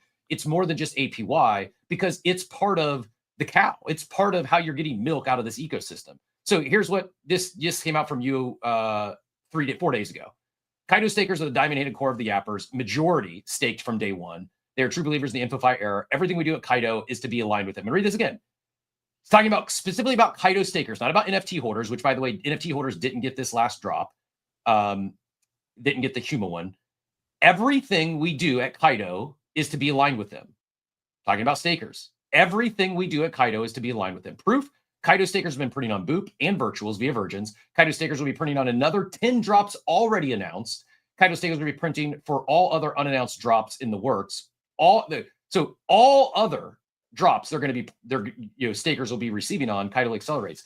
Again, this is the passive way to go about it. If you're not a great at the Yapper leaderboard and you want to participate in this ecosystem, stake some Kaido. The founder, I mean, if you take him at his word, he's saying everything they do is going to be aligned with stakers. And so far, they've delivered on that. They're saying they've got 10 more they've already announced and a lot more they haven't announced. I'm taking him at his word. So far, it's been profitable. I do agree. If this that has a dozen on it goes to 100, I think diminishing returns set in. I don't think we're there yet. Right now, everyone's still been a winner. And I think to your point, like that's kind of the point I'm making, though. Like, I don't think what I'm saying is different from you outside of the fact that I don't think 30% of people stake day one. Like, I don't buy that the majority of people stake day one. That is an insane claim. I would love to check. 30% is a minority. What's that? 30% is not. No. But you said majority. You said majority. He said the majority of stakers. Didn't he say in his thing like the majority of people staked or something? Or did I misread that second line? The majority of stakers are ones who staked on day one. So of the current stakers, what he said got it. Okay, all right. 1% of them have been staking from the very beginning. That I believe. And look, let's say like even your number 30% is accurate. Like, so at some point, there is a point when if everybody says this is the unstoppable thing and piles in, at some point, to your point, it's the diminishing returns curve. My sentiment on thing has nothing to do with like, look, I don't care either way. I take my losses like on the chin and I say whether I did well or not. This is not my personal opinion that I think that like, oh my God, I feel so wronged by Kaido. I said, go get your money. I'm simply saying my sense is from replies I'm seeing, from people talking, from the way people are reacting, is that at some point there is a backlash on this thing that is boiling under the surface. And I think even if it was 30% of people who staked who are doing well, at some point the people who continue to stake start to say, oh, well, I staked, but I'm getting less. It's like if you buy an NFT that goes to, 10 ETH, but like you buy at 9 ETH and then it goes to 11, then it dips back down. There is a point when people are underwater. And I think at the same time, like I think with stakers and Kaido, like there will be a point when that happens. Like maybe it's not now. And maybe that's where I should be saying, hey, don't fight the tide. Go grab, $1,000 in Kaido and put it on there. I'm considering it. I'm not saying I'm not. I feel from people on the timeline when I'm seeing reactions to the post and how people are reacting that there is a increasing number of people who are like, I don't trust people on the timeline anymore. I only see people talking about the things that are on the leaderboards. I don't believe it anymore. The same people are getting paid. I'm seeing this boil up more and more. And if only a few people are talking about it publicly, imagine what's happening behind the scenes in that. So my point is not that I think the concept is bad. Not that I think stakers are not going to make money now, or who knows, maybe if you stake today, you're going to be getting that return on your money, plus you're going to be getting that yield, all that. the more people that push into that, the more crowded that becomes. You start to get people underwater on NFTs. You start to get people underwater on the staking. You start to get people underwater on the token. And then you start to see the same people getting paid out over and over again with a few exceptions. I think it can be a recipe for disaster. It's my only concern. I'm not saying it's happening tomorrow. I agree with you. I think where we stand is our timelines are very different.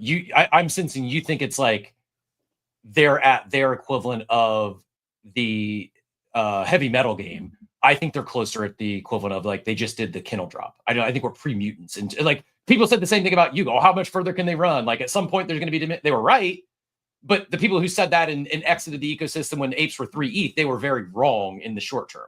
I think I agree with you. At some point, this probably people are going to be down. It's going to peak and then it's going to draw back. It's going to not have the same steam it does today. I just think we're building steam. I do not think we've even come close to the plateau yet. Yeah, that's it. That's where we differentiate. We're in the same boat mentally as far as what it is. Besides, like, I'm curious. I am, by the way, I'm wide open to being wrong on the number of people who staked day one. I was surprised to see that. It's over. So I've got some Dune reports here. They're all different reports, so it's not easy to pull them all together. But there's a little over 20,000 wallets have staked Kaido. He's right. Over 10,000 of them have been staking. 10,006 have been staking for over 91 days. We should find out how many qualified for the airdrop, because that would actually give us another 4,400 have been staking for 84 days. So basically in the first week, 15,000 of the 20,000 wallets staking all staked in the first week. I'd be curious how many wallets got that is impressive. That is impressive. I'd be curious how many wallets got the airdrop, because then we know the number. If like we know, I might do some digging on this after the show, but if we know that, say, 100,000 wallets got the airdrop or whatever, then we'll be like, okay, but I would guess it's in much higher than that based on the amount of wallets that exist out there. So I think from an airdrop perspective, it's probably sub 20%, but nonetheless, that is still a large number of stakers since day one and a large number of continual stakers. But yeah, I think timeline is exactly it. Like, I think it looks like it is right about 20%. 100,000 got the airdrop, it looks like? Just under 100,000, yeah. 98,000 got the airdrop, 20,000 plus staked. Of those, looks like about 10% staked from the jump, or 15%, depending on when they claimed. And as of today, about 20% of those that claimed are staking. How about that? Split the difference. You said 30, I said 10. Just average them together, and we got our numbers. There we go. Of that, though, 68,000 only got 1 to 50 tokens. So, like, I thought I do still think I'm a very, very, very, very small fry. I got a couple thousand, a few thousand maybe. That there's only 1,700 wallets got that amount. 815 got 5,000 to 10,000, and 600 wallets got 10,000 plus. So, like, the overwhelming majority of those wallets, they got a very, very small amount. They got $50 to $100 worth. Yeah, I think here's what I'd say. Like, I think I'm not saying this is going to happen, by the way, necessarily. I don't know. It's just a concern of mine. It's valid. It's valid concern. Yeah, I think I'm not debating the concern. It's just the timing. When does it happen? I seem to think we have a lot more legs before it happens. Yeah, I'm thinking like months based on what I'm seeing until people start, like, sentiment starts significantly shifting against Kaido. Like, basically we're in May by the fall. I'll reevaluate my thoughts. It sounds like the Stay Loud based on what Ultra. Wasn't able to stick around for the full interview on Modern Market, but I saw a post actually from Josh Ong. Go get that $73,000 a week, buddy. Mentioned that it's coming soon. Allegedly, like any day. I'll reevaluate my where I am today and what I think that timeline looks like a week after Stay Loud drops, and where, like, I just, it's going to send the place into a frizzy. I don't think there's a middle ground. I don't think this is all just another drop. I think this is going to be either a head turner and people are going to have massive FOMO, and it's in like 25% attention might look small, or it crashes and burns, people get pissed off, and 8 days from now we've all moved on and talking about something else. Yeah, and that's kind of like, I'll be curious. I mean, that's going to be a really fun one to follow and be on the sidelines for. Right. I like that you combine Frenzy and Tizzy there. Meant it to frizzle and say that it means that in a week maybe people will go on a Magic school bus on a wild adventure. But a little frizzle. But no, I think, like, I would say, like, that's it. It's like, we'll see how this happens. But, like, I legitimately think there is a solid chance. I'm not saying it's going to happen. Like, again, this is just me, like, trying to read this tea leaves, that certainly by the end of the year, but by fall, I could see a large uproar where people are just like, I'm so tired of Kaido. I'm done with like of the things associated with it. On the other hand, if they execute really well, everyone could be saying Kaido's all we do, and all we're going to be doing is talking protocols. And in the most utopian view, we talk about real products because we're forced to, and everybody actually changes the timeline around. Like, there are multiple timelines in the multiverse where this goes different directions. If it goes in the current direction and things keep going where it's like every protocol is like, now we're rewarding the top 10 people because the rewards are big. Oh, we only want to reward 25. We want to reward even 50 for ARB is a small number.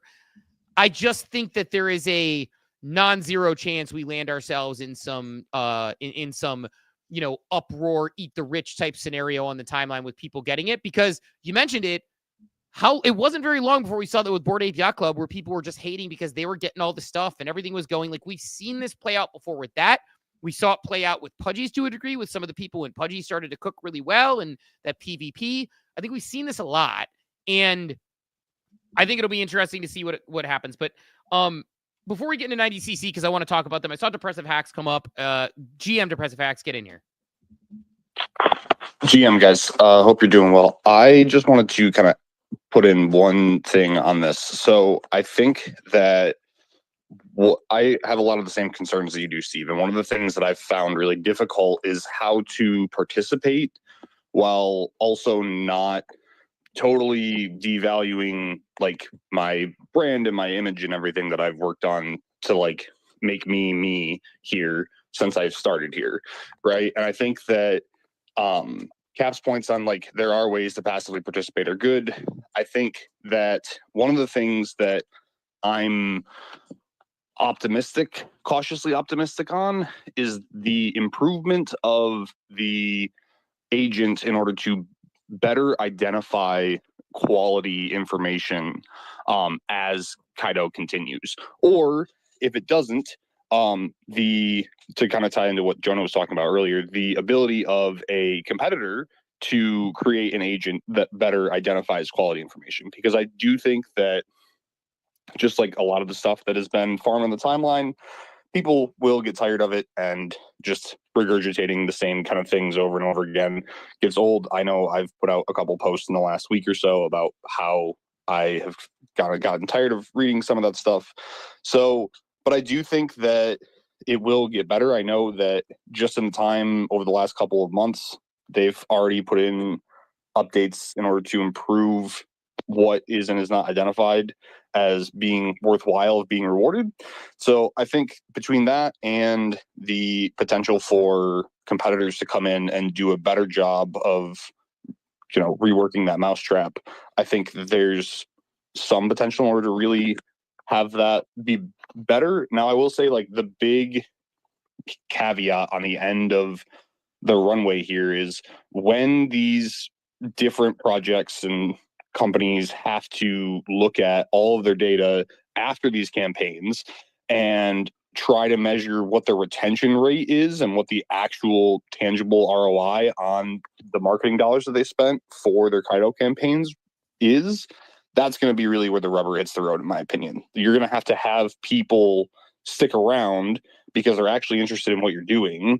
And if the entire ecosystem is just based on farming, that's not going to happen, which means that people are not going to spend for a new campaign, which means the well is going to dry up, right? So I think the real key to the entire flywheel is, how does retention work for Kaido? And that's really going to be what determines how things go in the longer term, in my opinion. So, yeah, I agree. And like, by the way, you're feeling it. Go ahead, Cap. I saw you come off for a second there. Nope, it's good. Go ahead. You're feeling it. And I guess that's my point, is like, this is the point I'm making right here. And again, this sounds like I'm just being like such like a, like a poo-pooer, or like again, I'm not trying to be a fun sucker. Hack. Yeah, like I'm not trying to be like Mr. like fun sucker over here and be a hater. It's what you just said is the thing that I think a lot of people currently, like, you gave this thing, you're like, yeah, I can't quite figure it out, but I'm kind of doing it, and I understand this perspective, but I'm like, that only builds if now again, Kaido has two options here.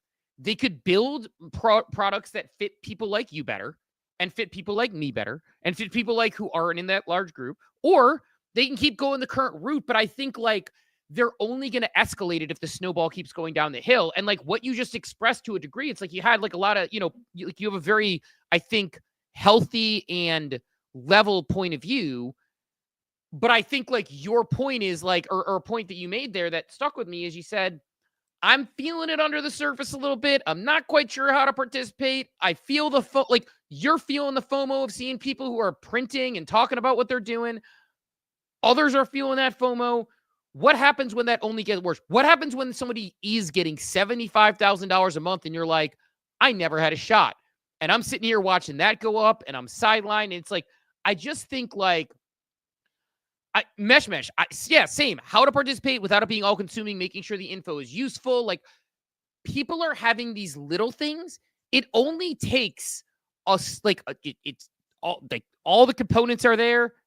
What like Loud could I said this yesterday. Loud could be the match that lights the fire on this, and that's where it's like we may be months out from a Kaido Rebellion. We may be days when Loud goes live after a Kaido Rebellion. Again, I'm not like it's not trying to be a hater. Like this is not like coming from a position of like, I hate this. I'm mad. I want to change this. It's just my perspective watching it from the sideline and seeing that. It's just, I get it.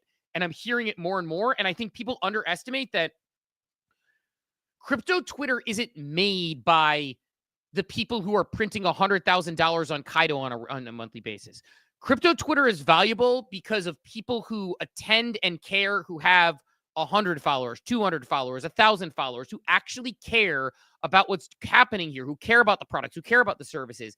And how long are they going to be dumped on for people who are getting money printed for them for being influenced or marketed by this thing versus, a different, and I don't know what that system looks like, but it's the thing that I'm feeling when I hear this from people who are like, it started out as like, oh yeah, good for them. Or, oh, maybe I have a chance to, I don't know how to participate. I don't get it. I got the chart pulled up here of the Kaido staking. It's impressive. There's minus like one little blip here. It looks like someone, I don't know if it's a whale or someone pulled their staking for a few days. The amount of Kaido being staked is up only. Like people are like we said, there's 10,000 people who staked in the beginning and haven't unstaked, and another 10,000 people have poured in staking since, and very few people are leaving. I believe, having experienced it, I believe the reason people are not unstaking is because it's working. It's been a profitable passive farm to stake Kaido, and more are seeing that. I actually like, yes, it could hit the fan with Stay Loud and people just pull out their pitchforks and start. Yeah, I mean, people are doing it today. People are muting Kaido. People are muting Loud. To each their own. Like, curate the timeline you want. I just think this goes the exact opposite direction next week. I think that chart I just showed, I wouldn't be surprised if it's doubled a week after Stay Loud launches. Yeah, I think everyone's talking about the top 25 are going to make $100,000 plus. They probably will. What no one's talking about is how the average, like, for instance, I'm going to go look so I can give you the exact amount. If I end up getting, let's just say for easy math, why delay pulled it up. Let's say I have $3,000 worth of Kaido staked. It's about 3,500, I think, fluctuates based on the price. If I get $3,500 stimmy of Stay Loud just for having that staked, going to talk about it on the show, probably at least one other person's going to buy and stake some Kaido. I just think of those 20,000 stakers, there's a very good chance that all 20,000 of them are going to get a stimmy next week from Stay Loud, whether they talk about it or not. I think that's going to continue to lead this flywheel. I think there's going to be more positive, more people that are excited about the flywheel than the people that are bringing out the pitchforks. And the people that bring out the pitchforks, they're just not going to talk about it. Like, I don't think the pitchfork people are going to drown out the people who are printing off of the Kaido drops. I don't think those two things are independent. Like, I think that there's a couple conversations. Like, there's a conversation of whether it's bad for the space as a whole if everybody's just shilling shit on leaderboards and the timeline is that, and probably 75% of the timeline or whatever is like, this sucks, and 25% is like, sweet, I'm printing. Like, that's bad, period. But like, I don't know. And here's the thing. I get it if people are frustrated about, oh, I can't crack that top 25 leaderboard. If you've got $200 in play in this market, you can afford to buy 100 Kaido and stake it. Like, it's just the barrier of entry is not there. It's not nearly like, I think there's a lot of people that are up in arms because the thought is to make money on Kaido, you have to be a top yapper. I'm here telling you, I'm making money on Kaido and I'm not a top yapper. I've got about 800 yaps. I have got rewarded, but most of my rewards have come just from staking Kaido, not because I'm on some yapper leaderboard. Right. I don't think many are grasping that yet. No, you don't have to be a top yapper to participate in this reward ecosystem. So I fully understand that. Like, I fully understand your perspective, right? I fully understand where you're at. I do think there is a point of, like, there is, like, obviously a sort of a survivor bias there of, like, you made the right move of staking early, which, again, we'll have to see how many people did, like 20, between 10 and 20% overall after all was said and done. I think maybe you're underestimating how people who aren't in your position are going to feel. And to your point, like, to me, there's a good chance, like, I want to bifurcate two things. I'm relatively convinced and will probably take a portion of some Pengu that I have sitting in a Solana wallet, switch it over to Kaido and stake it, right? Soul to soul, call it a day. I think there's going to be a lot of people who don't look at it like, I don't have, $1,000 or $2,000 to stake of this thing. Sure. I mean, it's just like, that's its space. I mean, it's just opportunity cost. There's hundreds of things you could put $1,000 into right now and hope for return. This is just one of them.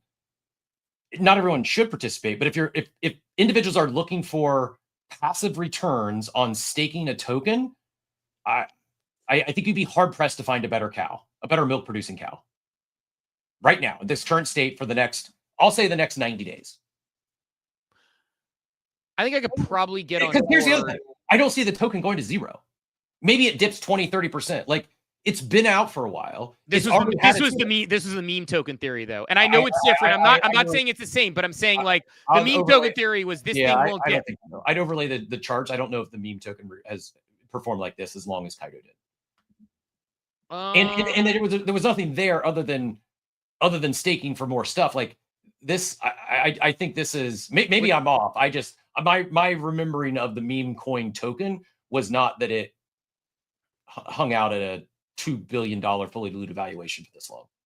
Well, I mean, I'm not talking specific to market cap. I'm talking specific to its hold up in price overall on the aggregate. So I'm actually here. We can pull up the chart, and my point is, like, people said meme token can't go down. They're building it. It's going to continue to print for people. And, oh, by the way, it's going to, zoomed out max chart. So November 2023, I thought it was earlier than that, but I guess, time is a flat circle here.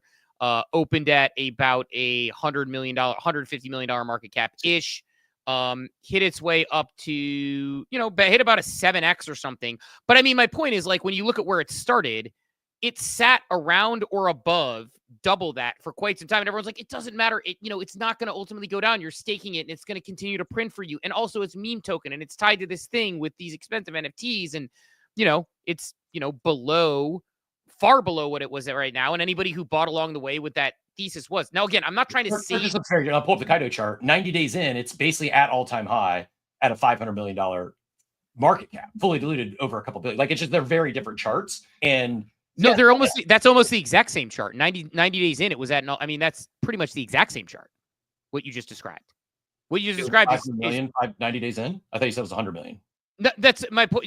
Look, we're like, market caps right now are far different than market caps were. We're talking about the performance of a token. When you talk about the performance of a token that dropped at like 177 and whatever, do the math, 90 days in was actually at an all-time high. It's exactly as you're describing. No, Kaido didn't do that. Kaido's never Kaido like basically opened almost where it's at now, went up a little bit, and it's held this value for 90 days. It wasn't nearly as volatile. It wasn't like, I viewed the two charts very differently. And Memecoin went down. It ended up not being a good farm. Maybe the same thing plays out with Kaido. They've got so much attention, so much momentum.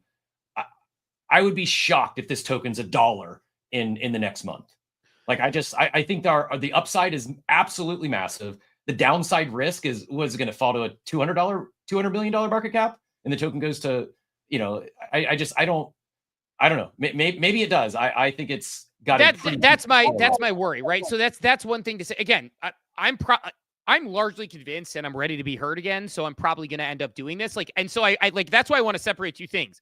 You've largely convinced me that I should take some of the money that I have allocated in my crypto portfolio and just pop it over there. Probably going to do that, right? So I want to be clear about that. You are making very compelling points. The team has bought back $8 million+, almost $10 million of Kaido. They bought back themselves. That's bullish. Maybe Ray was doing that. I don't know. Yeah, I am,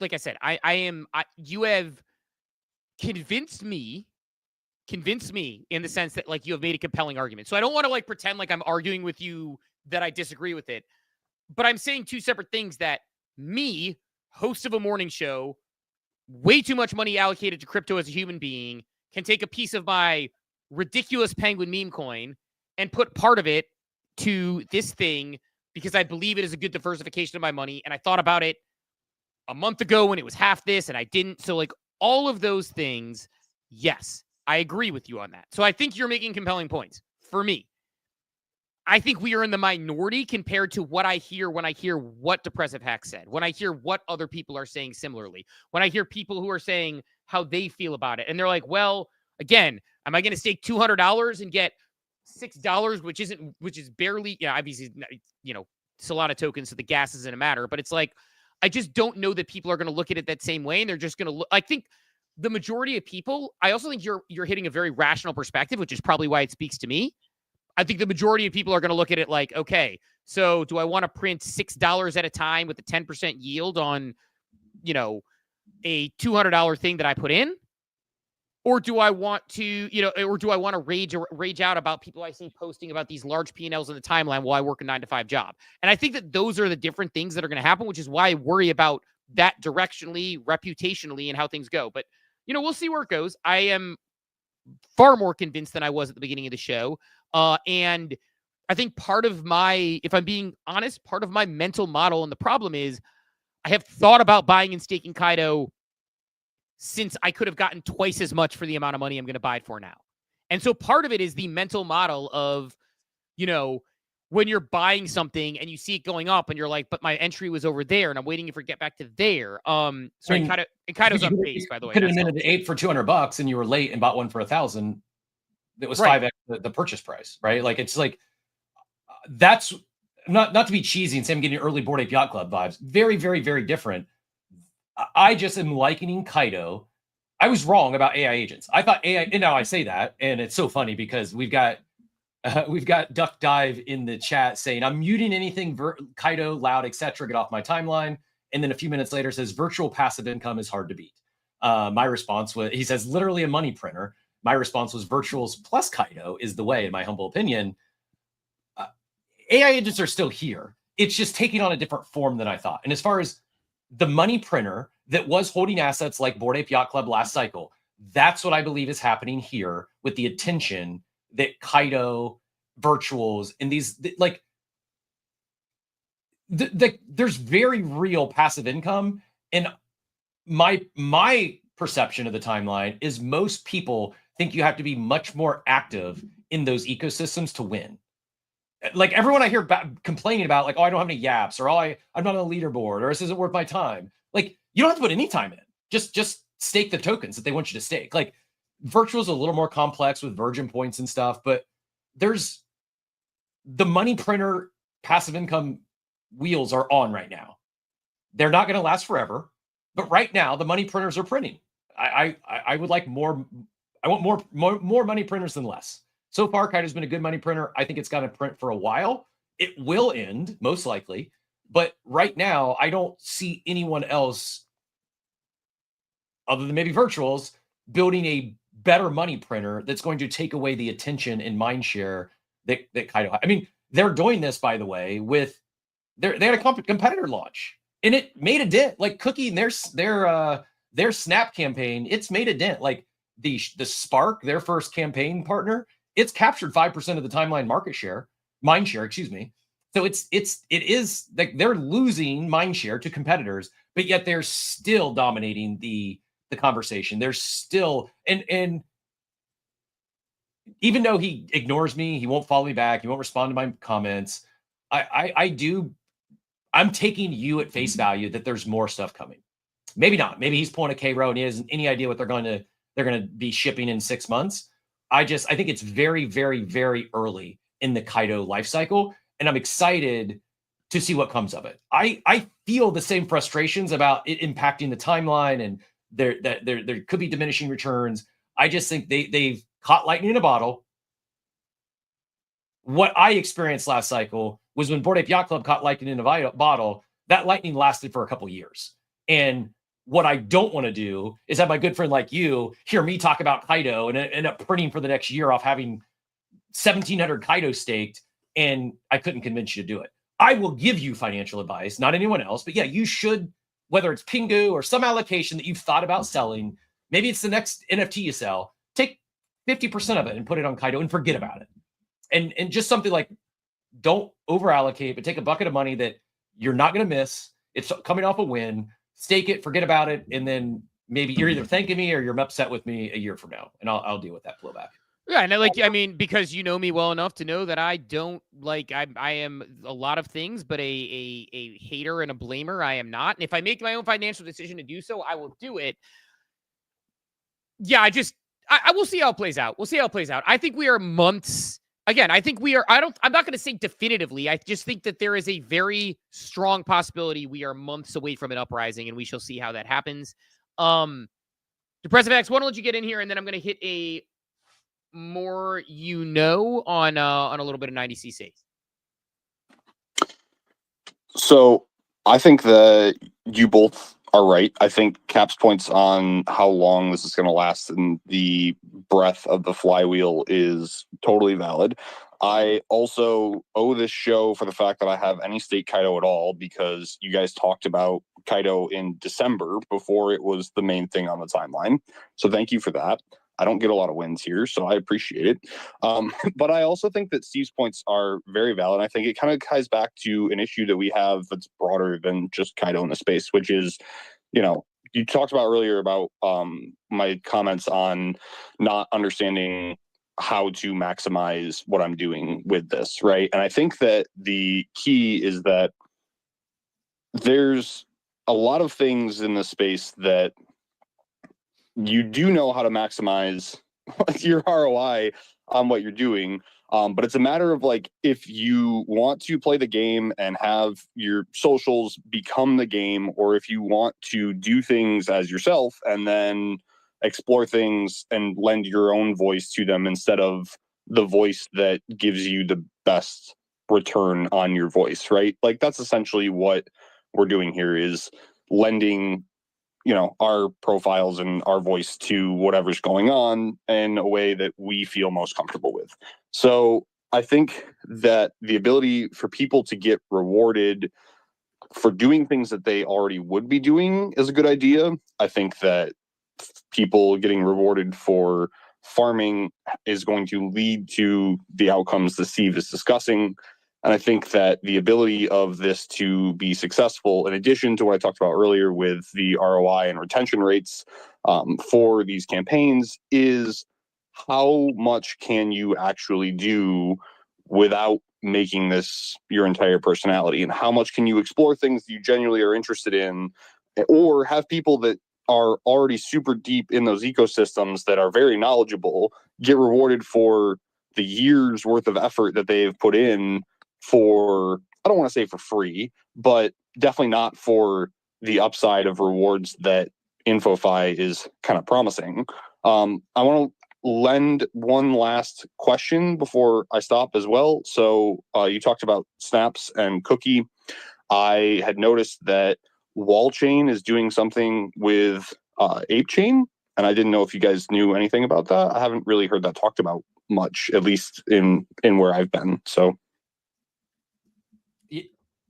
yeah, they have they've got, I think, 2 or 3 chains that they're working with. ApeChain, one of their leaderboards. So this right now, as far as I am aware, the 3 main InfoFi/MarketingFi platforms are Kaido, Cookie with their snaps, and then Wallchain with Quacks, and similar program, just different cycles. They haven't. It's pre-TGE, and the more you talk about apes and ApeCoin, you could or ApeChain rather, you can work your way up that leaderboard. There was also like an early Quacker thing. Like I claimed that yesterday. I don't know if it's actually anything you need to do or not. I think you just get it if you're on there. But I think we'll end up seeing a lot more of these platforms. I don't think there's room for a lot of them here just in crypto, but I think we'll see. I think we're going to see many more of them pop up, and hopefully we start seeing them pop up outside of the space.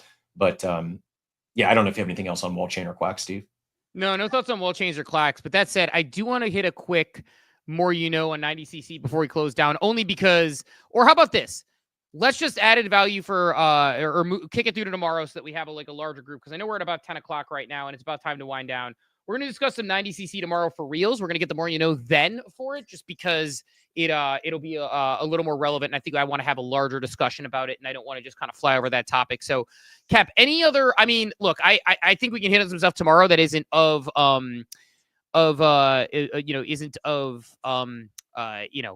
like some stuff of note that isn't necessarily time sensitive. Shipwreck, new flavor from Wrecked, pretty cool. MetaMask moving on to Sol. NFT season back continues. Want to talk 90cc tomorrow. We hit on Arbitrum Camp going over to Kaido, and Kaido being up 10% once again. But any other cleanup you had or parting thoughts before we go? Yeah, only other thing, this hit the timeline. I thought it was already announced, but I just saw it come out from FFE as well that GameStop announced their Bitcoin purchase for 4,710 Bitcoin, and stock shot up 5%. I agree with the take. I think we're going to see more public companies that'll announce they're going to buy Bitcoin just for the stock pump. That and I think we hit almost everything else. Yeah, a couple good ones. We will punt to tomorrow. We shared the carousel. It's all the way at the top left. If you've not yet hit that, smash that reminder for Thursday and Friday show as Steve plays us out here, and at least one guest, maybe two on Friday, maybe one of them tomorrow. So would appreciate the full house, but looking forward to a special guest, maybe an announcement or two. Yeah, we'll figure that out. But in that said, let's let everyone sail off in their day. Appreciate everyone coming through today. We will talk to everybody bright and early tomorrow morning at 8 a.m. Eastern time. Have a wonderful, wonderful day, everybody. Thanks for tuning into Coffee with Captain, powered by ApeCoin. We hope you enjoyed the show, and remember, nothing we discussed today is financial advice. Until next time, keep exploring, stay curious, and we'll see you soon. Have a great day. Welcome to the future.